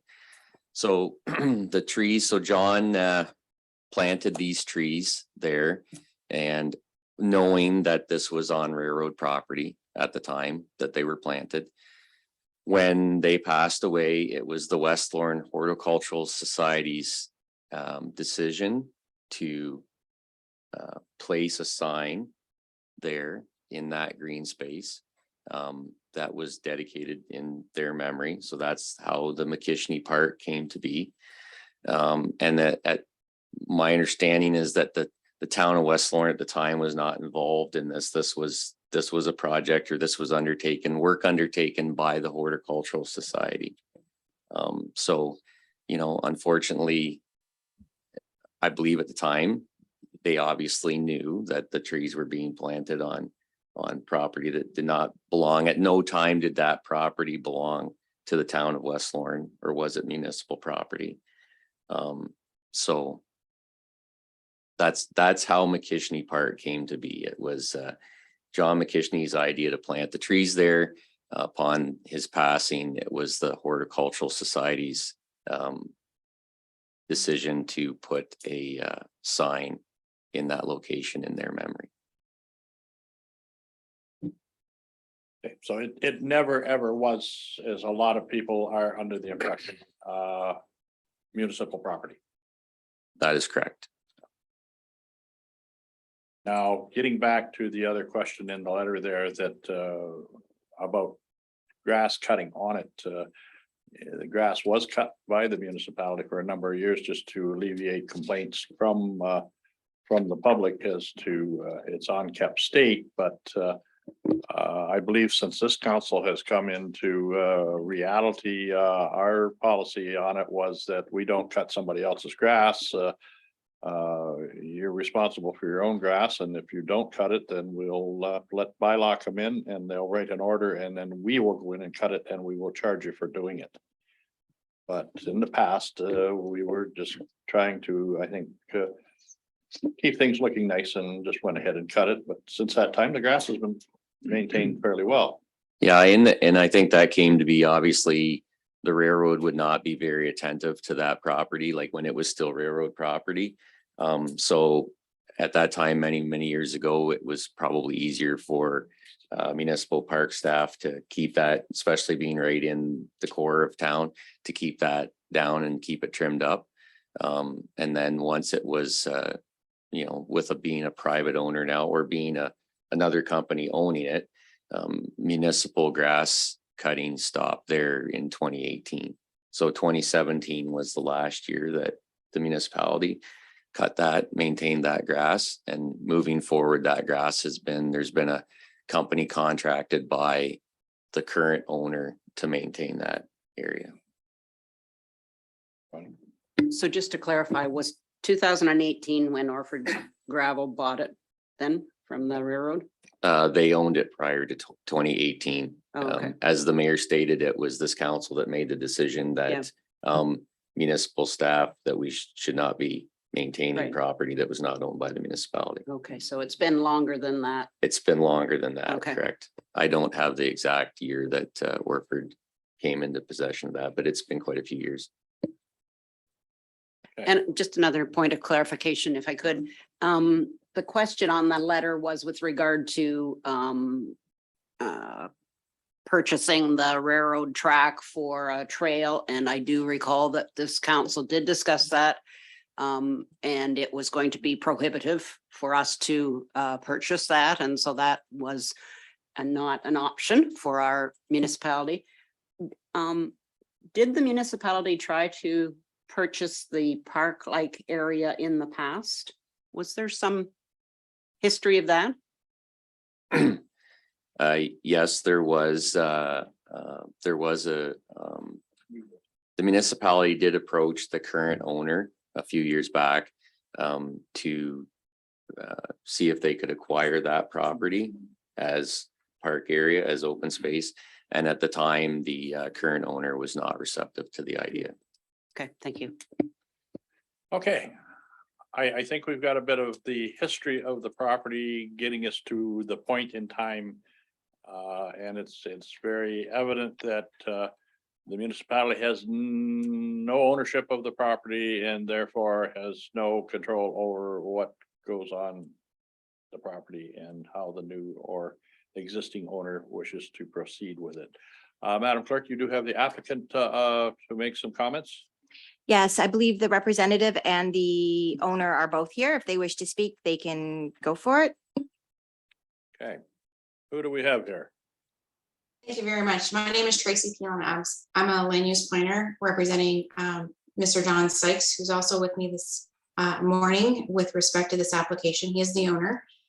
Just to briefly highlight, the transfer of land was approximately 2010 from Canadian Southern Railway Company. We are proposing the rezoning. It's a land use change only to an R3, which will permit a townhouse in the hamlet of West Lorne. The land is vacant with a few trees on the property.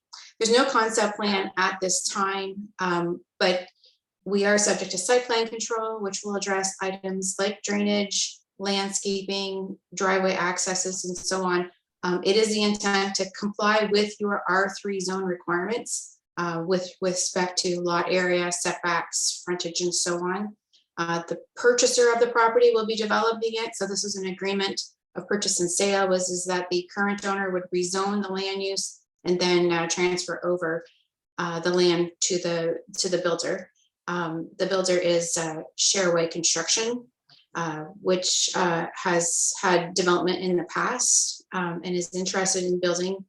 There's no determination yet of how many units. That will be based on site plan design and how many units that can be located based on the lot area. Both the purchaser and the seller are willing to work with the municipality with respect to the easement that is required for the sewer trunk and any overhead hydro wires that need to be identified. And overall, this type of application is supported by the PPS, the county, and the local tier official plan. It supports infilling and intensification policies, which then provides a new affordable housing choice for your community. So this is in line with provincial and upper tier policy. So I'm happy to answer any questions you might have. And as well, Don is available to answer questions. Okay. I guess we're down to council comments. We're at Oh. the rest that we need to put a call out for public comments Okay, because we didn't take any speakers. So at this time, I do have people who's got their hands raised. So I'm going to allow Mr. Talbot to speak first and then Mr. Newton. Go ahead, Mr. Talbot. Mr. Talbot, you may need to turn your microphone on in your settings.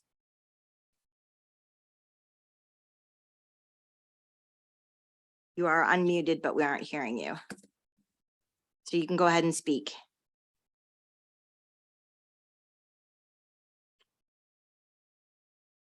Okay, we will move on to Mr. Newton and then come back to Mr. Talbot. Mr. Newton, if you can, you're able to speak. Yeah. Okay. Couple of small questions. You say it was acquired around 2010 and the grass cutting was stopped in 2018. So they got basically 8 years of free grass cutting from the municipality. Would that be reimbursed since they want to take a green zone and turn it into a public zone where we're going to lose all of our park space? Like they said, I've had a lot of people commenting and texting me to ask questions. So now we are going to lose a space that we have enjoyed hearing music in the evenings when people have weddings and receptions over in that area. that is a no-one space where all the kids in town growing up have played on their toys, basically. Since I live, like, my front deck, I can see the whole area. And instead of trees and parkway and what you keep calling as green space, you want to take that away from us. I would like to make sure that I am known that I am against this. And I would also like to see, as I stated in the chat thing, a public planning of what they actually plan on doing it before it's rezoned. Because once it's rezoned, we lose all of our power. Can anybody comment on this, please? Heather? Yes, Mayor McPhail, in terms of public consultation, if it is council's desire, we could apply a holding provision on the property. The holding would require that prior to any agreements being entered into, a public site plan review, kind of specifying the issues allowed for under Section 41 of the Planning Act, could occur prior to the removal of a holding on the property. So we definitely could, through a holding, have a public site plan review process. I do want to note, however, that site plans are non-appealable to the public. Well, that's not good. This would allow, though, for input, for the public to provide input on the site plan. I know there's a lot of people that wish they could have been on here today, but unfortunately couldn't make it to the meeting. I just hope that we can actually see what's going to happen before you rezone it. I know once you rezone this, unfortunately, my house was rezoned and I didn't know about it. You just spoke to me not long ago about this. I just don't want to see it happen over in that area and lose what we have and what we've known since my whole time living here.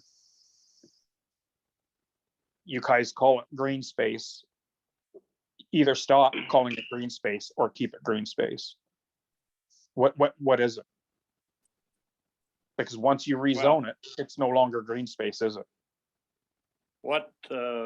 What it actually is, and what council has to weigh in their mind is that it's private property. It has nothing to do with us, whether it's green, blue, yellow, it doesn't make any difference.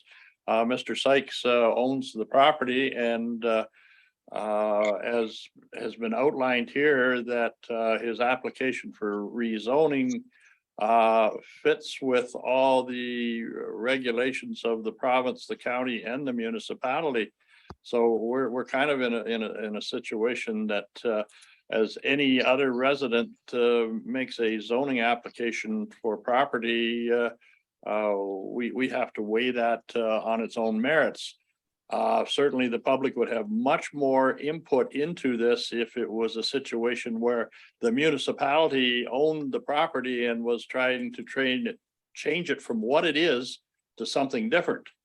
But in this situation, we are just agents to uphold the planning act and the planning rules in our community here. And I think I'd like to ask Mr. Sykes and his representative as to the ability to, as our planner has mentioned, to work with the public on the site plan. Comments to that? Thank you, through you, Mr. Mayor, and members of council. So what we can commit to you and council is that we will comply with the R3 zone. We are not asking for relief in any way.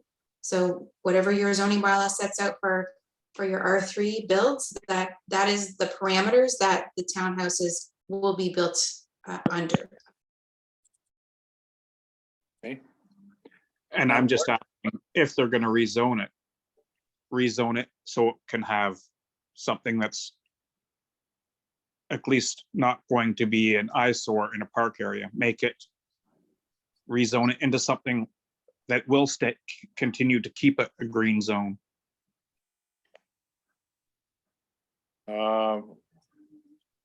Where I are know we that's a very difficult thing to put out to you, but I do have other members of the public to speak, but the That's- councilors can, if they have a comment, they can, if you Okay. wish to do that. okay, I'll keep quiet and mute myself. So through the chair, I've had a number of calls this past week from residents in my ward that thought that this was a park and that we were changing the status of the park. And I have spent a great deal of time trying to educate the residents and live in that area, explaining after I've staff did their research that this was private property and that it was not a park, and that this that the landowner was allowing it to be used, and that, you know, they were polite enough to never pursue anybody for being on it. And at this point, the landowner has now decided that they're no longer going to allow the public to use their land and as open green space, and that they're going to develop the land. And I understand that the public had misinformation because of what the Horticultural Society has done in the past. And I believe that it was maybe sometime in the 1990s, in my discussions with some of different people in the Horticultural Society. And I've done my best this past week to try and educate as many residents as I can over the misinformation that is in the community in regards to this particular area. So it's not a park, it's not a designated heritage area, it's not a designated, you know, it is private land. It's the same as people who walk on those railroad tracks and drive their ATVs on it. It's private land. So I need anybody that's on this call right now to understand that it's never been a park. Anybody that uses it for wedding pictures, essentially, and I hate to say this, you're trespassing. But the landowner has never done anything about that. So I understand what you're trying to protect, but there's nothing to protect. It would be, you know, when people want to protect the trees, but as a municipality, I can't tell you what to do on your land. So I hope that that clarifies the misunderstanding, you know, when we're trying to educate you about that process in this meeting. Okay, so I'll move on to Mr. Talbot. Are you able to speak now?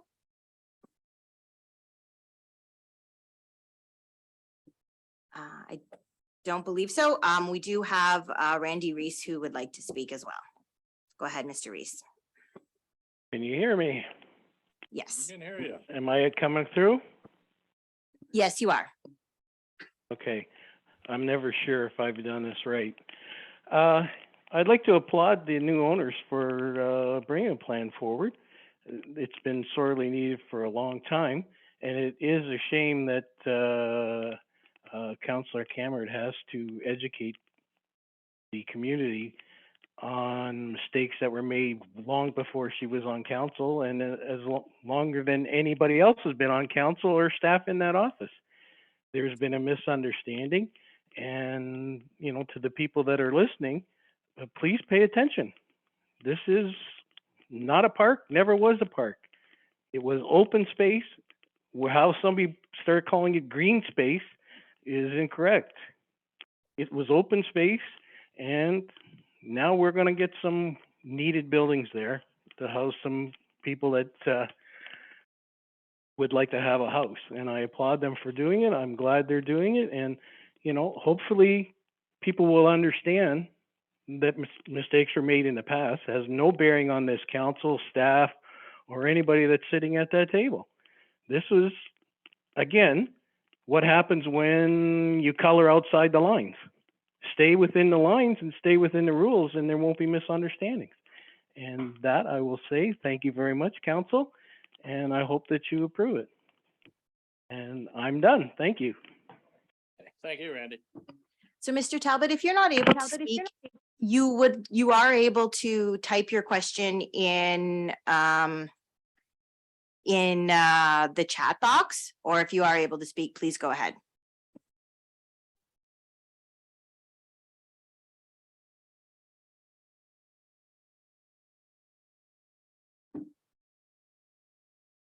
Well, Madam Clerk, if we could make a connection We'll switch down to any questions from council. Yeah, we'll go to council comments while Mr. Talbot has the ability to type. Yes, Councillor Tully. Thank you very much, everybody, for the information and for the open meeting here. So yeah, just a correction, it's open space there on that area on Jane Street, not green space. And to address in the letter from the Stewarts that councils of the past, yeah, the lawn cutting, we just went ahead and did it for the beautification of the area and to not have any complaints about the lawn being long and the looks of that area. And then when this council came on, we assessed many areas that our staff and resources were going to and decided to go about the process that Mr. Gosnell explained earlier. I wanted to add that the housing is very much needed in this area. I'm on a housing committee for West Elgin, and we are, lack of a better word, desperate for housing. So I applaud that the future use of this area may be used for that, for just to put a small bit of housing in the area, but something that's still very needed. So thank you for that. Any other comments from councillors?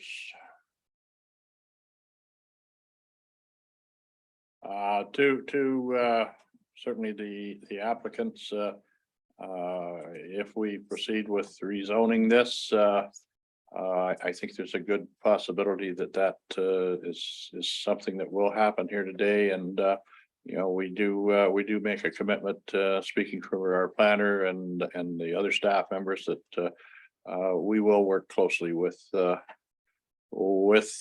developers to ensure that not only is it a good development, but it's something that to the best of everybody's ability is accepted and welcomed by the community. So if there's no further comments, I do have a recommendation from. Oh, so Mr. Talbot, he's trying, and he did say, hello, my name is Gerald Talbot and I live.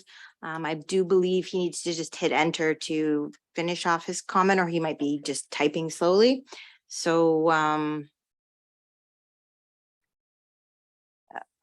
I don't want to move forward on a recommendation until we see his comment. He is typing as we are. So we'll give Mr. Talbot a few more minutes. I'm not sure if the applicant wants to make another comment or anything. Yeah, certainly. Do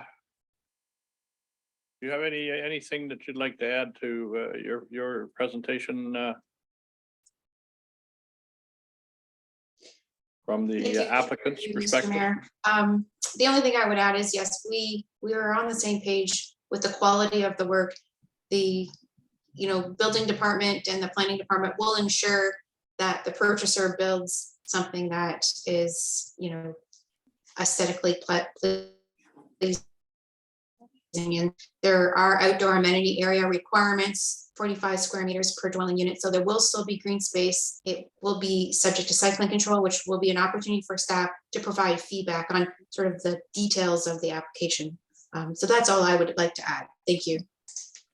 And I know this is a question you probably do not have an answer for, but is there any timeline that you might be privy to as to how this project may move forward? Correct. I don't have any idea of when the purchaser would start building, but the process itself for site plan control would take several months. So we'll probably, not see anything until the earliest would be fall or maybe next spring. Okay. So Mr. Talbot has entered his question. He lives at 1167 Jane Street, and his question is, what about the road access on Jane Street with the heavy trucks? I do believe it relates to a previous council report about the possibility of the heavy truck route. I think he's concerned about that. Okay. There. Anybody have an answer to that?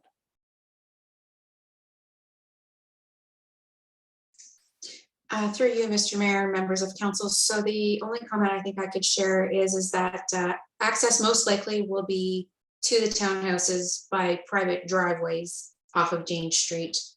Through site plan control, we'd be able to regulate whether each unit has its own driveway or if there's a common parking area, or if you would like to see shared driving. So we will we will definitely work with the municipality on the number of entrances that they would permit.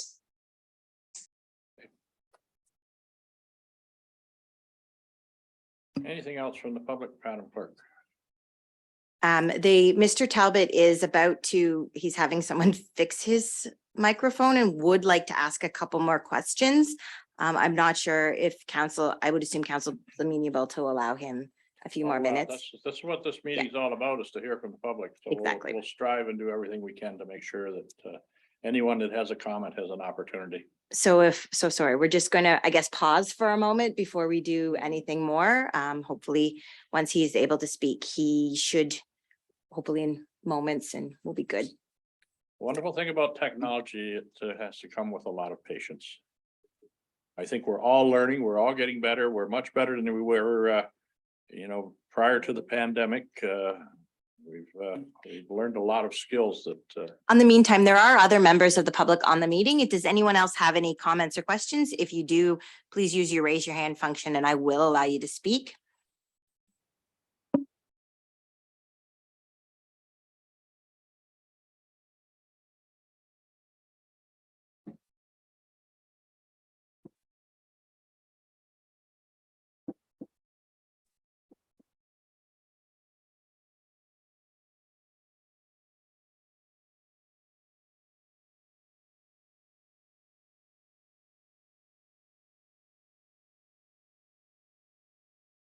At what time are we going to have in-person meetings?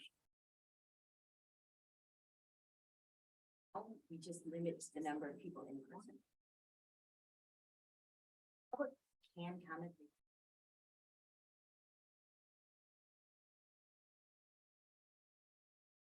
we still have to stay 6 feet.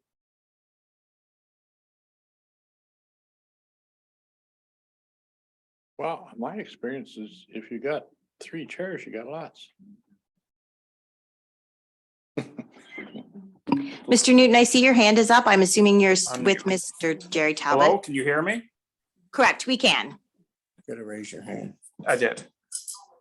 Hello? Hello, Mr. Talbot, I believe this is you speaking. Yes, it is. I finally got somebody to help me here. Sorry to keep that, to hold the meeting up. I live right at 1167 Jane Street, right across from where you are planning to build these townhouses. And I'd like to know, first of all, about one of the things is about the road situation, because right now we have a lot of heavy trucks running up to the factory right here, and also school buses running down the street. So how are they gonna be able to build townhouses with children and everything with all these heavy trucks and buses running up here every day? That's my first question. No, it says you're talking. I know it says you're talking. Oh, because I'm on your phone. Yeah. Okay, so what do I do now? Wait for them to. They should be able to hear you. Can you not hear him? We can hear him. They were just gonna let him ask all his questions and then they will address them at once. Okay, let's see. And I'd like to also apply, I guess somebody's asked for, I would like to apply for a public site planning process before this plan goes ahead to see exactly what they are planning to build, whether these are gonna be rentals, condos, or homes. And those are my 2 main questions right now. Okay. Yeah, they'll answer you. Tracy, No, they can talk. Tracy, go ahead. Would you like to respond to those questions? Yes, thank you, Mr. Mayor. So the truck traffic and school bus traffic, if there are any roadway improvements or entrance improvements, we'd be able to address that through site plan control. Whether we're looking at sidewalks to be added to make sure children can walk along Jane Street, or any bus pads for any school board requirements for bus pickup. Those would be items that we could address at site plan control. And the intent right now are the townhouses will be rentals, not condominiums or freeholds. So they would not be individually severed or owned by individual people. So they're gonna pay for that. Okay, I believe those are Oh, Heather, I never see your little hand up in the corner. That's the hand you need to wave. Okay. In terms of traffic, and if there's concerns about traffic and traffic volumes and how do we address that, one thing we could, and again, if our manager of operations could speak to this as well, council could request as part of the site plan approval process, a traffic impact study to determine what is the traffic volumes in that area, what kind of impacts this could have. It would also come with recommendations with that traffic impact study, and also as well going back to the comment regarding the public site plan review. That is again something that council can request on this application. It would be achieved through a holding provision on the property. Rezoning, yeah. Heather, you might want to explain what a holding provision is, what Sure. it does. So what a holding provision does is it basically freezes development on a property. It puts a hold. You cannot build or develop a property until you have fulfilled the requirements of that holding provision.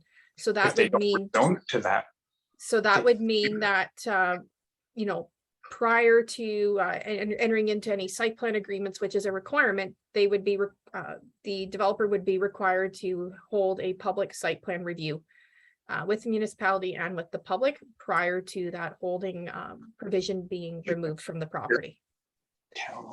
I can also mention as well, in terms of the removal of the holding provision, there is a circulation within 120 meters of the property. So anyone who received this notice for this rezoning would also receive a notice of the removal of the holding provision. Subject to, again, that public site plan review process occurring. They're gonna ask me if I want. No, they're not. Mr. Talbot, do you have more questions? Or Mr. Newton? Okay.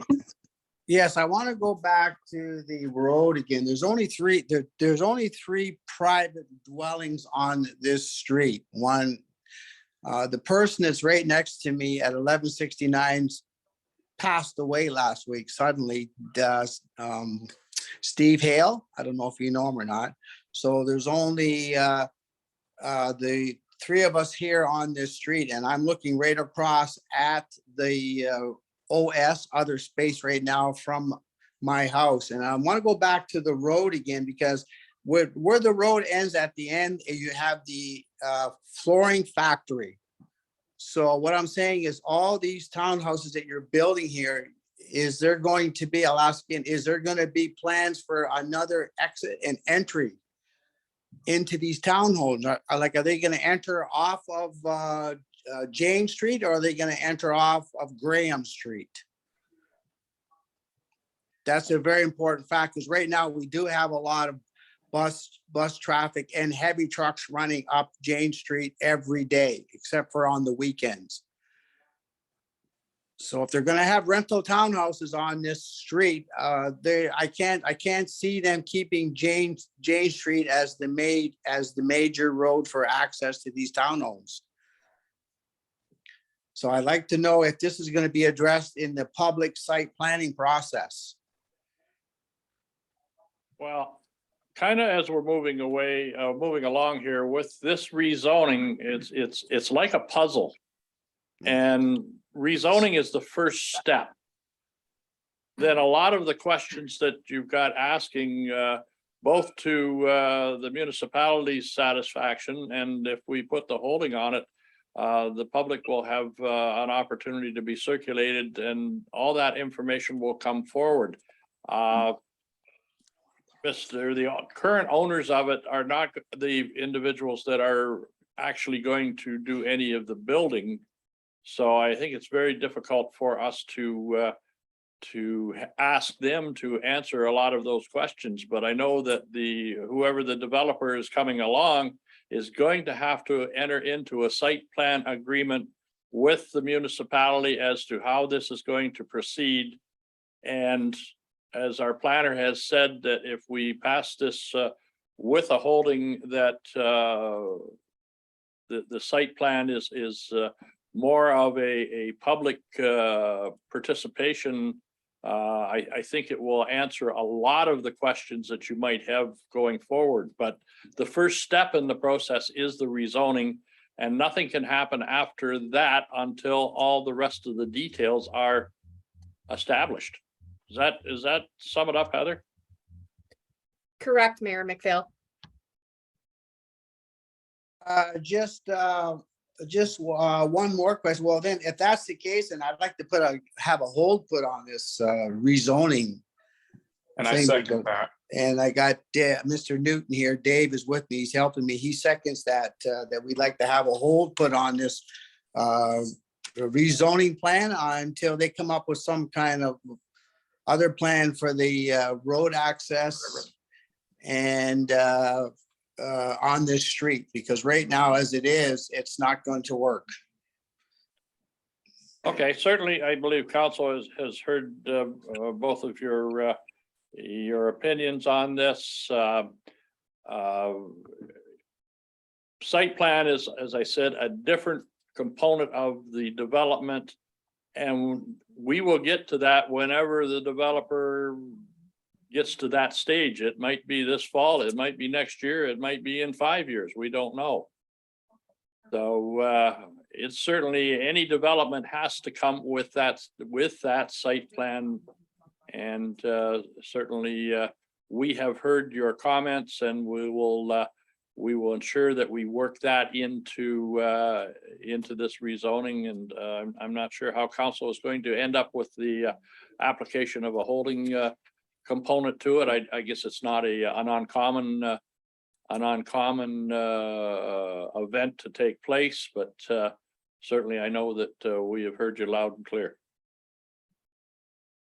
Okay, well, I would like to state that, but I am opposing the actual rezoning to an R3 heavy density. So I just like to put that on the record that I am opposing it. And I would like to see the site planning process and a hold on the whole thing until it's displayed to the public exactly what's going to be there. Is there any zoning that they could do that would not allow heavy density, low income type housing that's going to lower the house values along this street? His house, the value of his house is going to crash when he has rentals going across from his property that has, for the entire time he's owned this place, it's been a park atmosphere. It may not have been that, but that's what it's been. The signs were there, it was deceiving.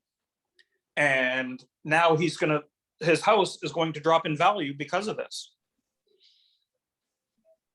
Well, I really can't comment on what the valuation of his house is. I don't know whether there's ever been any quantifying studies that determine that one way or another. So I really have no comment as to what it may or may not do.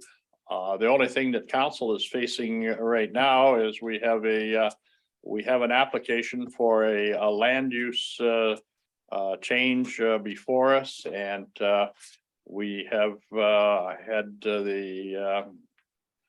all the players of the game, our planner, the applicant, and the public, along with council, have made comments regarding the issue. I see if you any more online, Madam Clerk. At this time, there are no more hands raised. Okay, so I can safely say, if council's satisfied, that we probably have all the information that's necessary for us to render a decision on this application. I'm seeing heads nodding. With that being said, I believe it's time that we do move on. And do we have a recommendation, Madam Clerk?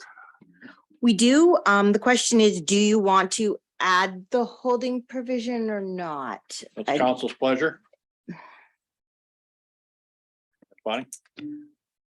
I think a holding provision, given the amount of public input that we've had, would be wise to allow for the developer to have public input as the site plan agreement is worked on. So, and I don't know whether at this point we need to ask for a transportation study, because it does seem as though that would be wise, but is that part of the site plan, Heather, or the site plan requirements? We can ask for that if it's been identified by municipal staff or by county, engineering department, or if it's been a request of council. It definitely can be an additional report that can be required as part of the site plan approval. I know the last service there was a site, traffic study required by the county. Is that, traffic study, applicable to this, application too? Are you speaking of the rezoning, that public meeting that we had earlier this month? Well, I believe on the, was there not when the severance was, granted that there was a traffic study requested? It was part of the rezoning. The rezoning, but there was a traffic study required by the county, as it is more or less the same piece of property. Would that traffic study be applicable to this rezoning? Well, I would need to review it to determine if it would be applicable. It did speak to that proposal, that being a drive-through restaurant, which is, as we all know, a huge traffic volume kind of generator. But definitely staff could review it to determine if that study is sufficient. I will say that that study did not account for this townhouse development. Also, sir, there has been a new message put in the box from Morgan stating that they would like to put the hold for the site plan. They were requesting that. And yes. Okay.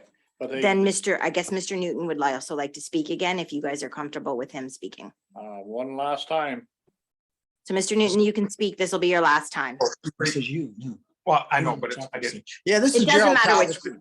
Okay, this is Jerry Talbot speaking. So yes, we just, you were mentioning a traffic study before this goes in. Can we request a traffic study?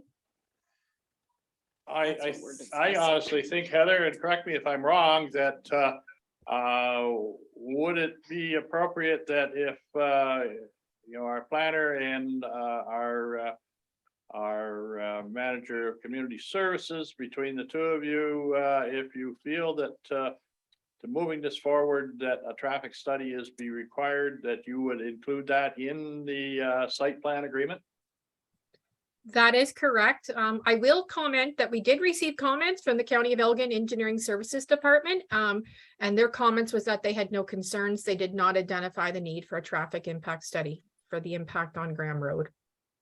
Okay. But that is still, if that is council's desire and wish to request a traffic impact study, that is something that can definitely be requested. I would ask that it be included as part of the resolution, or perhaps council can also leave it up to staff's determination between planning department and the operations department. Well, I preferably myself, I would like to see a recommendation after you and our road staff have had the opportunity to look, because we don't know what we're dealing with. We have no idea exactly what we're dealing with. All that we know is that there is an application for a rezoning. What is going to happen after that is all going to be dealt with through the site plan. And once you start to see how it is shaping up, then I think that our staff can make a decision whether a traffic study is required or not. And because we're making assumptions before we even have the facts as to what is going to take place. I think council is certainly with Council Rowe's suggestion. I think that putting a holding on that pending the completion of the site plan is probably good business. And with that, we can move on with this.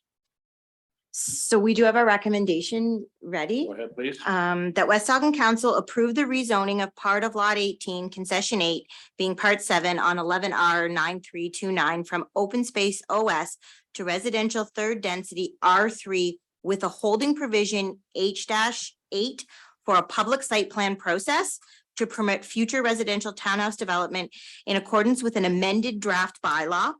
And further, that West Elgin Council consider a bylaw to amend the zoning bylaw as amended in the bylaw portion of the May 26th council agenda.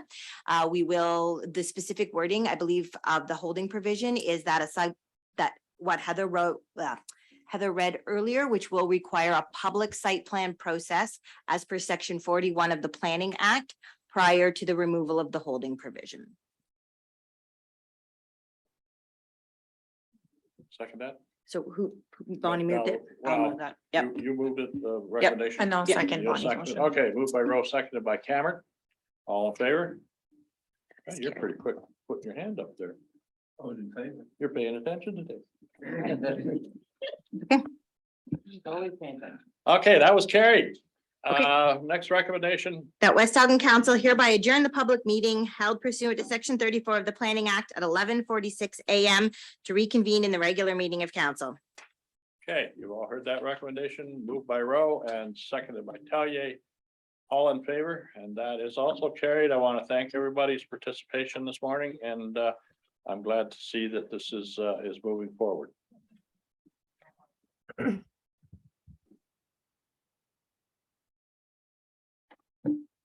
Okay, adoption of the minutes.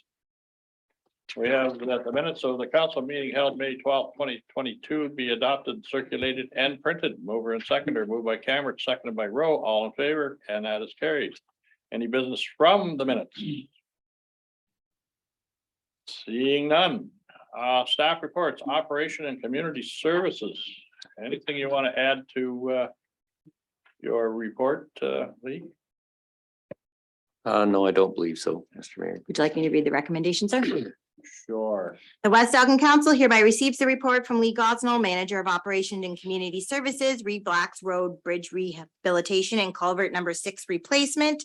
And the West Elgin Council hereby awards the Blacks Road Bridge Rehabilitation Contract to Theo Vandenberg Construction, Inc. at a cost of $444,190 plus applicable taxes. And that West Elgin Council hereby awards the culvert number 6 replacement contract to Theo Vandenberg Construction, Inc. at a cost of $400,238,000 plus applicable taxes. And that West Elgin Council hereby authorize the mayor and clerk to execute all necessary contracts and documents for the Blacks Road Bridge Rehabilitation and culvert number 6 replacement. So excited. Okay, moved by Talia and seconded by Cameron, all in favor. These are gonna be poured in place, or these are precast going in, Lee? Sorry, the bridge will be, the bridge works they're reusing the concrete abutments that are there, so that will be just the bridge works on top, so the steel girders, new deck, everything. The box culvert will be, the old culvert will be removed, and that will be poured in place. Poured in place. Poured in place. Oh, that's gonna take a while. We'll be shut down for quite a little while. Yeah, but we've already had a conversation with the contractor about timing. So we're gonna make sure that the timing of that is, we know that there's a big agricultural use of that road, so. Any work gonna be done to the hills? Yes, road work is going to be done after the new culvert, after that's part of the project is the road works. Okay. Associated mainly with the intersection of Kintyre and Blacks. The biggie. That's gonna be a tricky one, because there's that constant weeping out of the side hill there. Alrighty, that is Under budget, that's good. good work, and especially we've got provincial grant money to do it. Okay, yes, you wanted a question. I was Yeah. just gonna, it's not gonna clash with the other big bridge job and the diversion, is it? No, it won't affect you're talking about over the Thames River at Clacton Correct. Road. That will be completed this That'll year. be completed by then, okay, thanks. Okay, we're all done with that one. Next recommendation. The telecommunications and equipment consent and road user agreement template.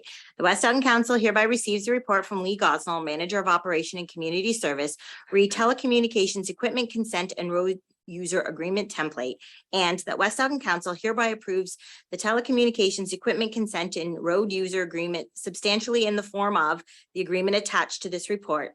And that West Elgin Council hereby authorize the mayor and clerk to execute the user agreements to the satisfaction of the Manager of Operation and Community Services. Okay, question, is this the county's, Yes, through the chair, this is the one that the county approved, county council on Tuesday. on Tuesday? Okay, I was gonna say if it was the amended one. or- This is the amended one, and that's why I apologize. I was late getting on because I wanted to make sure in speaking with the county legal team, I wanted to make sure for consistency that we're using the same document. So this is the amended version that county council approved on Tuesday. Just for council's information, we did have a telecommunication road agreement. And it was brought to everyone's attention that it was a little bit, you know what happens when lawyers put agreements together. It was a little bit unruly, and so we requested that our legal team go back and make some amendments, because we made the fatal mistake is we didn't really take and get any input from that people that are actually doing the work, telecommunications people in the community. And so we were, as Lee said, we were satisfied with the amended report on Tuesday, and here it is before us. So you had a question, Bonnie?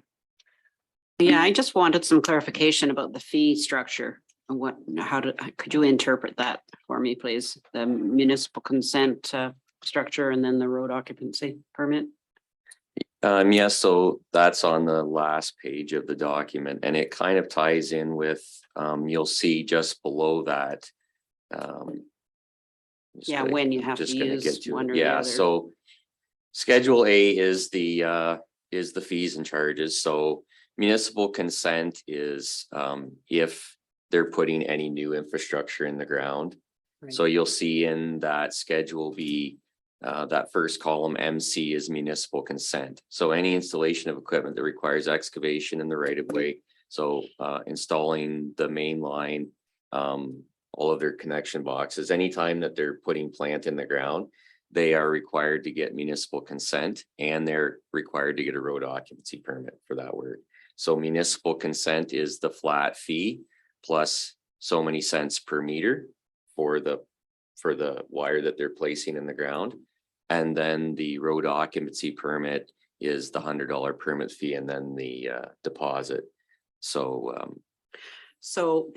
just as a follow-up to that, so the Packet Works or North Frontenac, would they have paid a fee to lay the fiber optic along our roads already? the original, and that's what I said in my report, the original back a couple years ago when they did Rodney and West Lorne, when Packet first arrived in West Elgin, at that time, we were only charging the road occupancy portion of this. So yes, they were applying for a permit through the municipality to work on within our right of way. And they were paying that permit fee and that deposit. And then when we were inspecting when it was completed and then returning that deposit, but there was never the municipal consent portion of this. Okay. So, so they were getting the necessary approval at the time, but it was always a one-off where they would come to us for each section of road that they were doing, and they would get a road occupancy fee. Okay. Or a permit, sorry. So this kind of is an umbrella. They're still going to be required to do it, but it lays out exactly what work they can do and whether it's, and some things they can do with notification only. So it spells out. I guess my only caveat to that is it going to, and I think I've answered this because you said that you got some feedback from the telecommunications companies, so they seem to be in agreement with this. I guess we wouldn't want to discourage any kind of laying down of fiber optic cable, for example, in our community, because we're trying to encourage that. So we don't need to worry about them looking at the fees and thinking, well, maybe we won't bother. That was the first agreement. Like, it was kind of discouraging companies from doing. And that's why this one has been amended to make it more user friendly, because that was one of the issues that certainly from the connectivity committee, we're not in the business of putting roadblocks up to people putting telecommunications up and down our roads. So this structure was acceptable to them? This seemed to be, and it was The big guys don't care. Yeah, They don't care. no, but it's mostly smaller guys. It's that the we've- smaller guys that we did consult with. And they felt that this was more. Thank you. agreeable. Okay, do I have a mover and seconder for that? Moved by Rowe, seconded by Tellier, all in favor, and that is carried. Okay, Jana, you're up. So this is our joint compliance audit committee. It is required by the Municipal Act. I'm not sure if you have any questions, just in terms of reference. Honey, I just wondered if it's ever been used in the past that you know of. Once in I think it was the 2010 election. Thanks. mover and seconder for the report, moved by Cameron, seconded by Leatham, all in favor. Carried. So the next one is the land transfer clarification, so that West Elgin Council hereby receives a report from Janet Nethercott Clerk, land transfer clarification, and that West Elgin Council hereby approve proceeding under bylaw 2019-14 with the disposition of lands declared surplus under Council Resolution 2019-09, being lands legally described as part of Lot 64, Plan 199, Parts 2, 3 on RT 11R 9125, and that West Elgin Council hereby approves the method of disposal, a single source sale to Arvi Development Inc. with no appraisal needed as per section 5B of bylaw 2019-14. Anybody have any questions? Moved by Leatham, seconded by Cameron. All in favor? That's carried. Okay, Magda. The Ring Road. Do you want me to read the resolution, or you Yeah. guys have any questions? The resolution is that West Elgin Council hereby receives a report from Magda Badura, CAO Treasurer, Port Glasgow Yacht Club, Ring Road paving, and that West Elgin Council hereby grants approval for the Port Glasgow Yacht Club to place asphalt surface on the municipally owned portion of the Marina Ring Road, and that West Elgin Council hereby grant approval for the Port Glasgow Yacht Club to borrow up to $125,000 from the Breakwater Extension Reserve Fund and enter into an agreement with the municipality for a repayment schedule over a 5-year term. We did subsequently, Magda, I believe, receive a letter that requested it be up to 130 instead of the original 125. So I'm not sure if you want to add that. Through the chair, the cost was indicated in my report based on estimate that may fluctuate, but at this point, Yacht Club does not think they will require more than $130,000. That money, currently we have Marina Pier Extension Reserves. And as of today, we have $396,509.02 in that reserves. In 2020, we council decided to cover the cost of breakwater engineering study from the reserves. When that study was done, that's why in 2020 we had 400,000, but that cost of breakwater engineering study was in the amount of $3,491. It's certainly a council decision, but my recommendation is that we have funds available. There is no, within the next 3 years at least, there is no plans of proceeding with the breakwater study or project. Money is available. I have no concerns with the Yacht Club of not repaying these funds. And my recommendation is that council does not charge them interest on this loan, as it benefits our side as well. The portion of the placed pavement will be sitting on our books and it will be depreciated accordingly. It's going to become our asset. I think the total cost of this project that they're looking at is in excess of $200,000, and they're putting their share in right now, but I understand that to do it in a piecemeal fashion would cost them a lot more money, you know, one contract, one job, do it. And I think it would really, really make the whole facility much improved. You have a Yeah. question? No, I agree that that would, an update to the roads would be really, really good. But I'm a little concerned about the weight of some of the traffic that uses them roads. And it's not going to just chew it up and the waste, you know, we're just wasting money, or they're wasting money. Because when they get when they dredge part of the marina out, you know how many, like thousands of tons of stone come out of there. And then wagons are going to chew them roads up unless they're exceptionally done well. Apart from that, I feel a little sorry that they're putting the breakwalk at the back a little bit longer. And I hope that eventually it will be done. And I hope we can still manage to keep putting some reserves in every year to make our pot a little larger, because we know it's going to cost more as the years go on. But as part from that, I think the yacht club are doing a good job right now. I think their plan is, you know, when you talk about the roads, all that tonnage that's coming out there does go up the Havens Lake Road, and it seemed to have handled it fairly well, as it not Lee? It seems to have All I was alluding to was not just a little flick of thin tarmac isn't going to cover. Oh, no, they're going to do it properly. So you've heard the recommendation. Have we read the recommendation?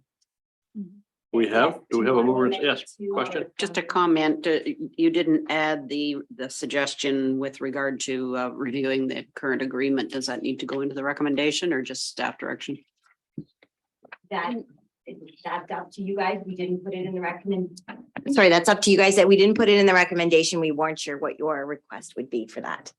It's Magda's suggestion. I think believe. the timing would be perfect to revise that agreement, as our current agreement includes the previous loans that and agreements that municipality had that are no longer current. So at the same time, when we are engaging our municipal solicitor to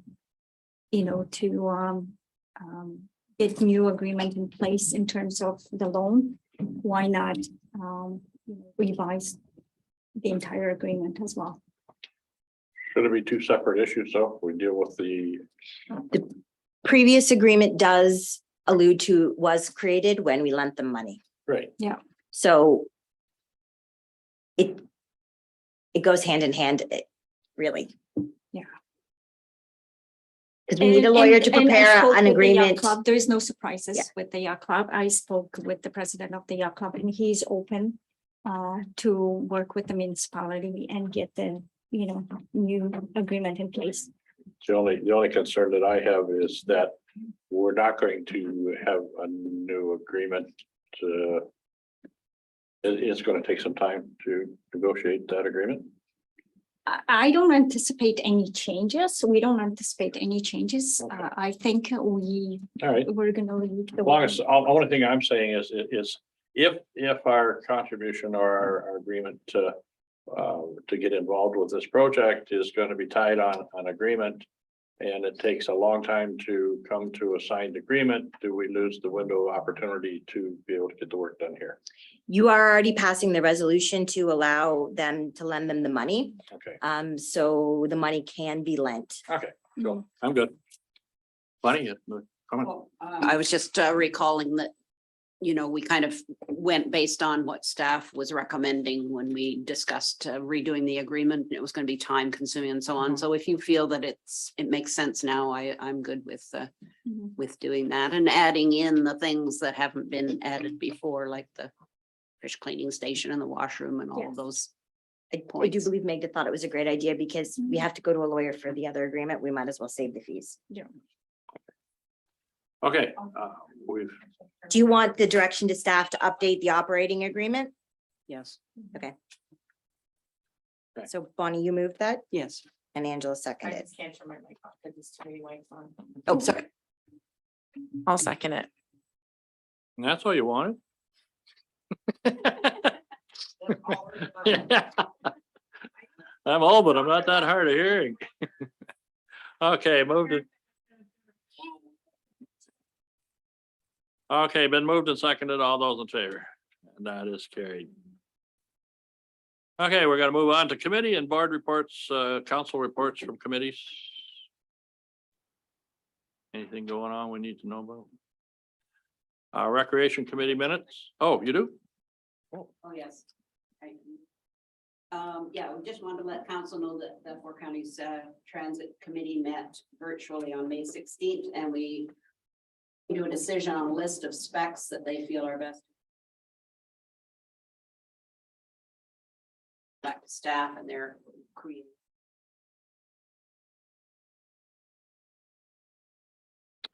Okay. Anybody else? Richard hasn't got a report on the trailer park. I haven't got a report on the trail park. I would have, had I attended, I would have reported. Yeah. All right, recreation committee minutes, yes. So just a quick, the Recreation Committee met last Wednesday. Canada Day will be moving forward in person this year, so yay. If council is available, perhaps come out and check out some of the different activities that day. I think Emily will be putting some stuff out online. There'll be kids' activities later on in the afternoon, a band in the evening, and the traditional fireworks will be back as well. So hopefully residents will be looking forward to that, I believe. So, and we're working on trying to get some food trucks. So I can't believe it's July 1st, just around the corner. Okay, West Ogden Community Center Board of Management. Sir, I do have a recommendation out of that email that West Ogden Council hereby confirms Terry Weed as the West Lauren Minor Hockey Representative to the West Ogden Community Center Board of Management. Mr. Carmichael has stepped back, so don't have an issue with it at all. I'm very glad that they're sending a rep. Mover and seconder for that recommendation, moved by Lethem and seconded by Rowe. All in favor? Carried. Accounts. That the mayor and treasurer are hereby authorized to sign payment voucher number 5A amounting to $728,416.38 and settlement of general road, water, and arena accounts, including electronic funds transfer number 5155 to 5242, online payments number 918 to 924, check numbers 25933 to 25934, and payroll for pay period 10. Okay. Moved by Talia, seconded by Cameron. Bonnie, you had a question? No, I'm all in favor. You're all in favor? Okay, before we can do that now, let's answer the question, Magda. Good morning. Okay, all right. So that's carried. Correspondence, West Ogden or Elgin County highlights. Anybody have any questions regarding that? Minister of Solicitor General, conclusion of COVID enforcement support line information. Community Schools Alliance 3-point action plan in support of rural and northern education background information. Okay, moved and seconded. All in favor of supporting number 12.3 is carried. City of Bradford to release all documents related to former Mohawk Institute residential schools. Who has the information? The church or who? I don't know. So, okay, receive and file. RAAS road closure request.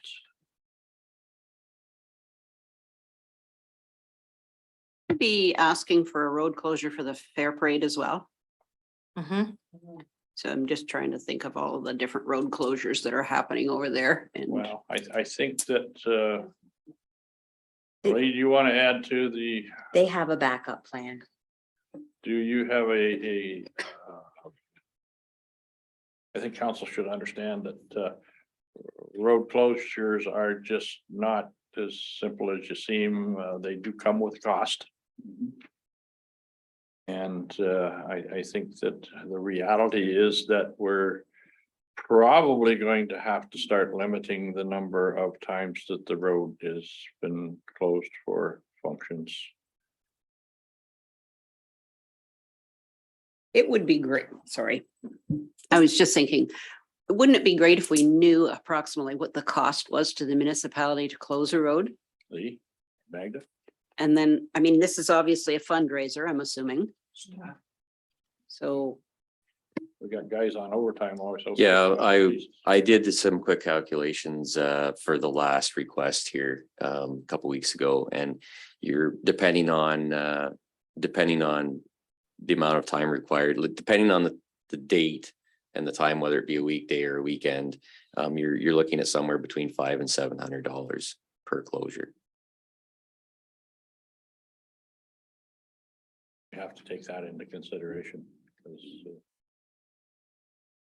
And I think the last time, and there was a bit of confusion both with the bus lines and with EMS. There were a few people that weren't notified of the potential road closing, and I you know, if it's the county, it's their road. If they're required to do the notification, as we all know, there was a communication problem from the county over that period of time. So I think some things fell through the cracks.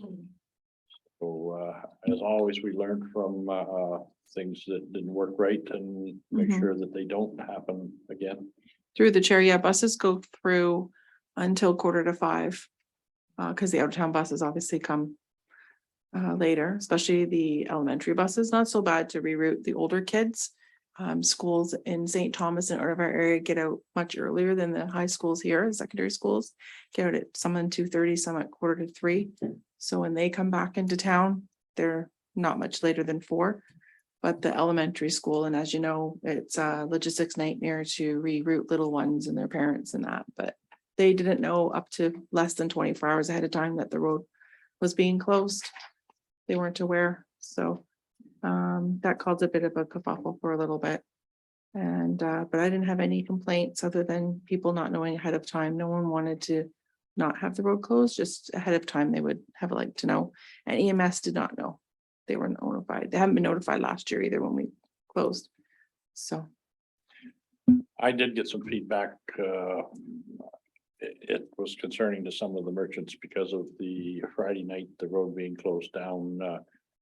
Their business take for that day was diminished because, you know, in all honesty, car shows, they're not shoppers. They don't come to get groceries. They don't. So they show up with their car, they get their lawn chairs out and they sit in the back. Maybe it's some restaurant trade benefited from it, but as far as the grocery store or the dollar store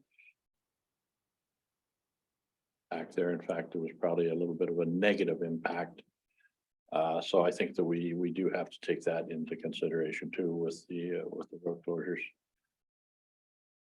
So did we get a request from the Kiwanis about closing the road for every Tuesday? last council. Yeah. You denied it for everything. Yeah, that's, so I don't think that people understand that there's a real cost with closing the road. We did speak to the Agricultural Society. They do have a full-on backup plan to move it to the Fairgrounds Park.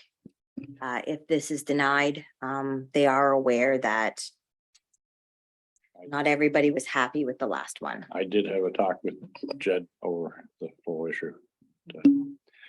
Yes. To the chair, the only negative feedback that I had from people is the sun, the lack of shade, and the lack of bathrooms. We need a Tim Hortons, Rodney. Wow.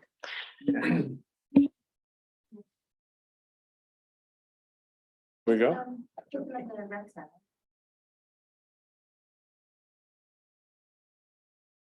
So what's your pleasure? I don't mind doing it once a year. It's kind of a novel thing, having it, you know, down. one. This will be. That's what I mean. Yeah, that's what I mean. Yeah.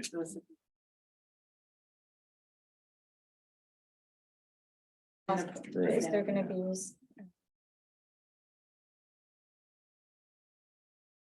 So far, we've approved road closures for one Friday in August, one car show in May, and the night market in November.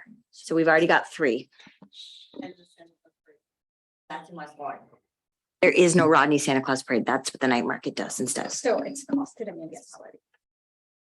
The night market's a different animal Yes. altogether because those are people that show up and go to the bank machine and get money out and then, yeah. Those are shopping people. And we introduced, like the dollar store and the grocery store to clientele from outside the area, which is a good thing. So, yeah, so what's your pleasure? Do we suggest that they move their, With the backup plan. with the backup plan? So deny, yeah.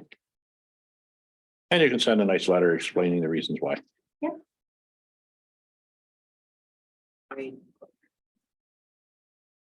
All right.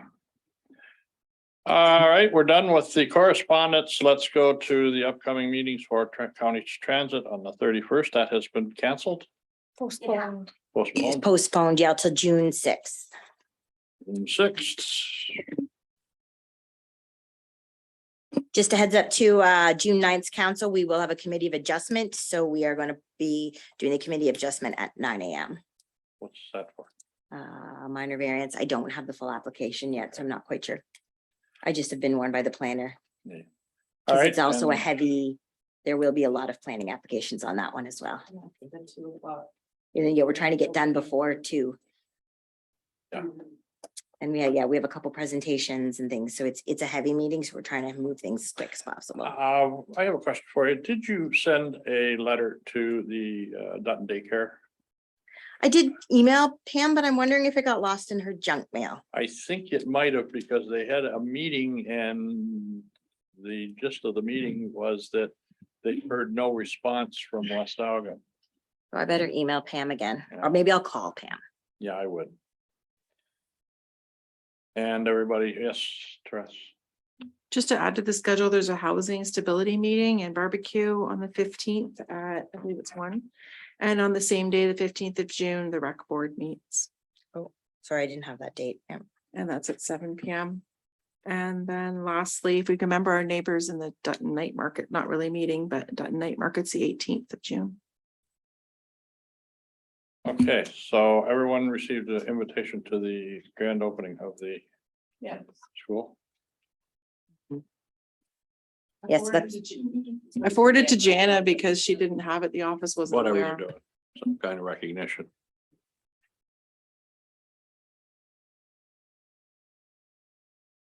Cancel, Well, it'll be what it'll be. We'll do our best. Okay, moving on to. we can always recess the meeting if you want to attend and then reconvene after. We'll see where we're at. Wonderful. Anybody, that's after the election, like anybody. The new government. The day after the election, I doubt it. No. It's Oh, it's June, August, so you're right. It's more than that. It's a couple days after, yeah. yeah, June, day after the election, they're all down wanting to get a cabinet position. Oh, So, right, yes. okay, let's move on to council inquiries and announcement, notice of motion. Anybody have a notice of motion? Okay. Statements by councilors. Yes, yes. Not really anything, just pop-up clinic from Southwest Public Health is today at the International Club on Kerr from 2 to 6:30 for anybody that would like to promote that for anybody scragglers out there looking for an immunization for COVID. That feeds into the matters of urgency then. We just got a request from Southwest Public Health. They are would like to host that COVID-19 vaccination clinics in our arena on June 8th and 27th, every other Wednesday, June, July, and August. We have a waiver of fee resolution, but it specifically stated ones held by West Elgin Community Health Center. So I guess just because this will be prior to our next meeting. I would, anybody see a problem with trying to get needles in people's arms now. So I have exactly, I have a, well,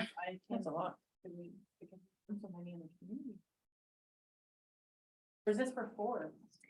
it doesn't say it's for, it just for COVID. If they want to do it.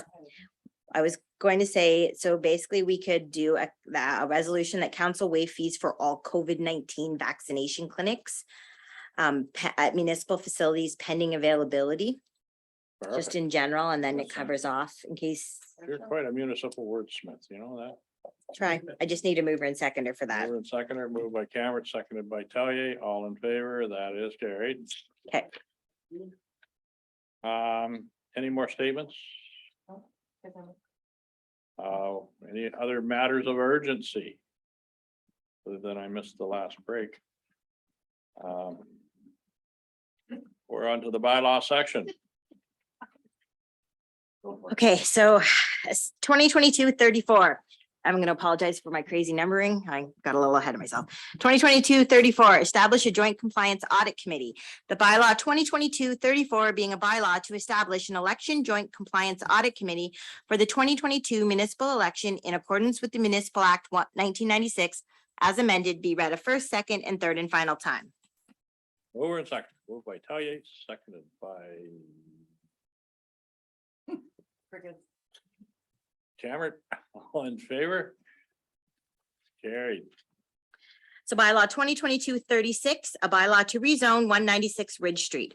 The bylaw 2022-36 being a bylaw to amend the municipality of West Elgin comprehensive bylaw number 2015-36 for the property known as 196 Ridge Street be read a first, second, and third and final time.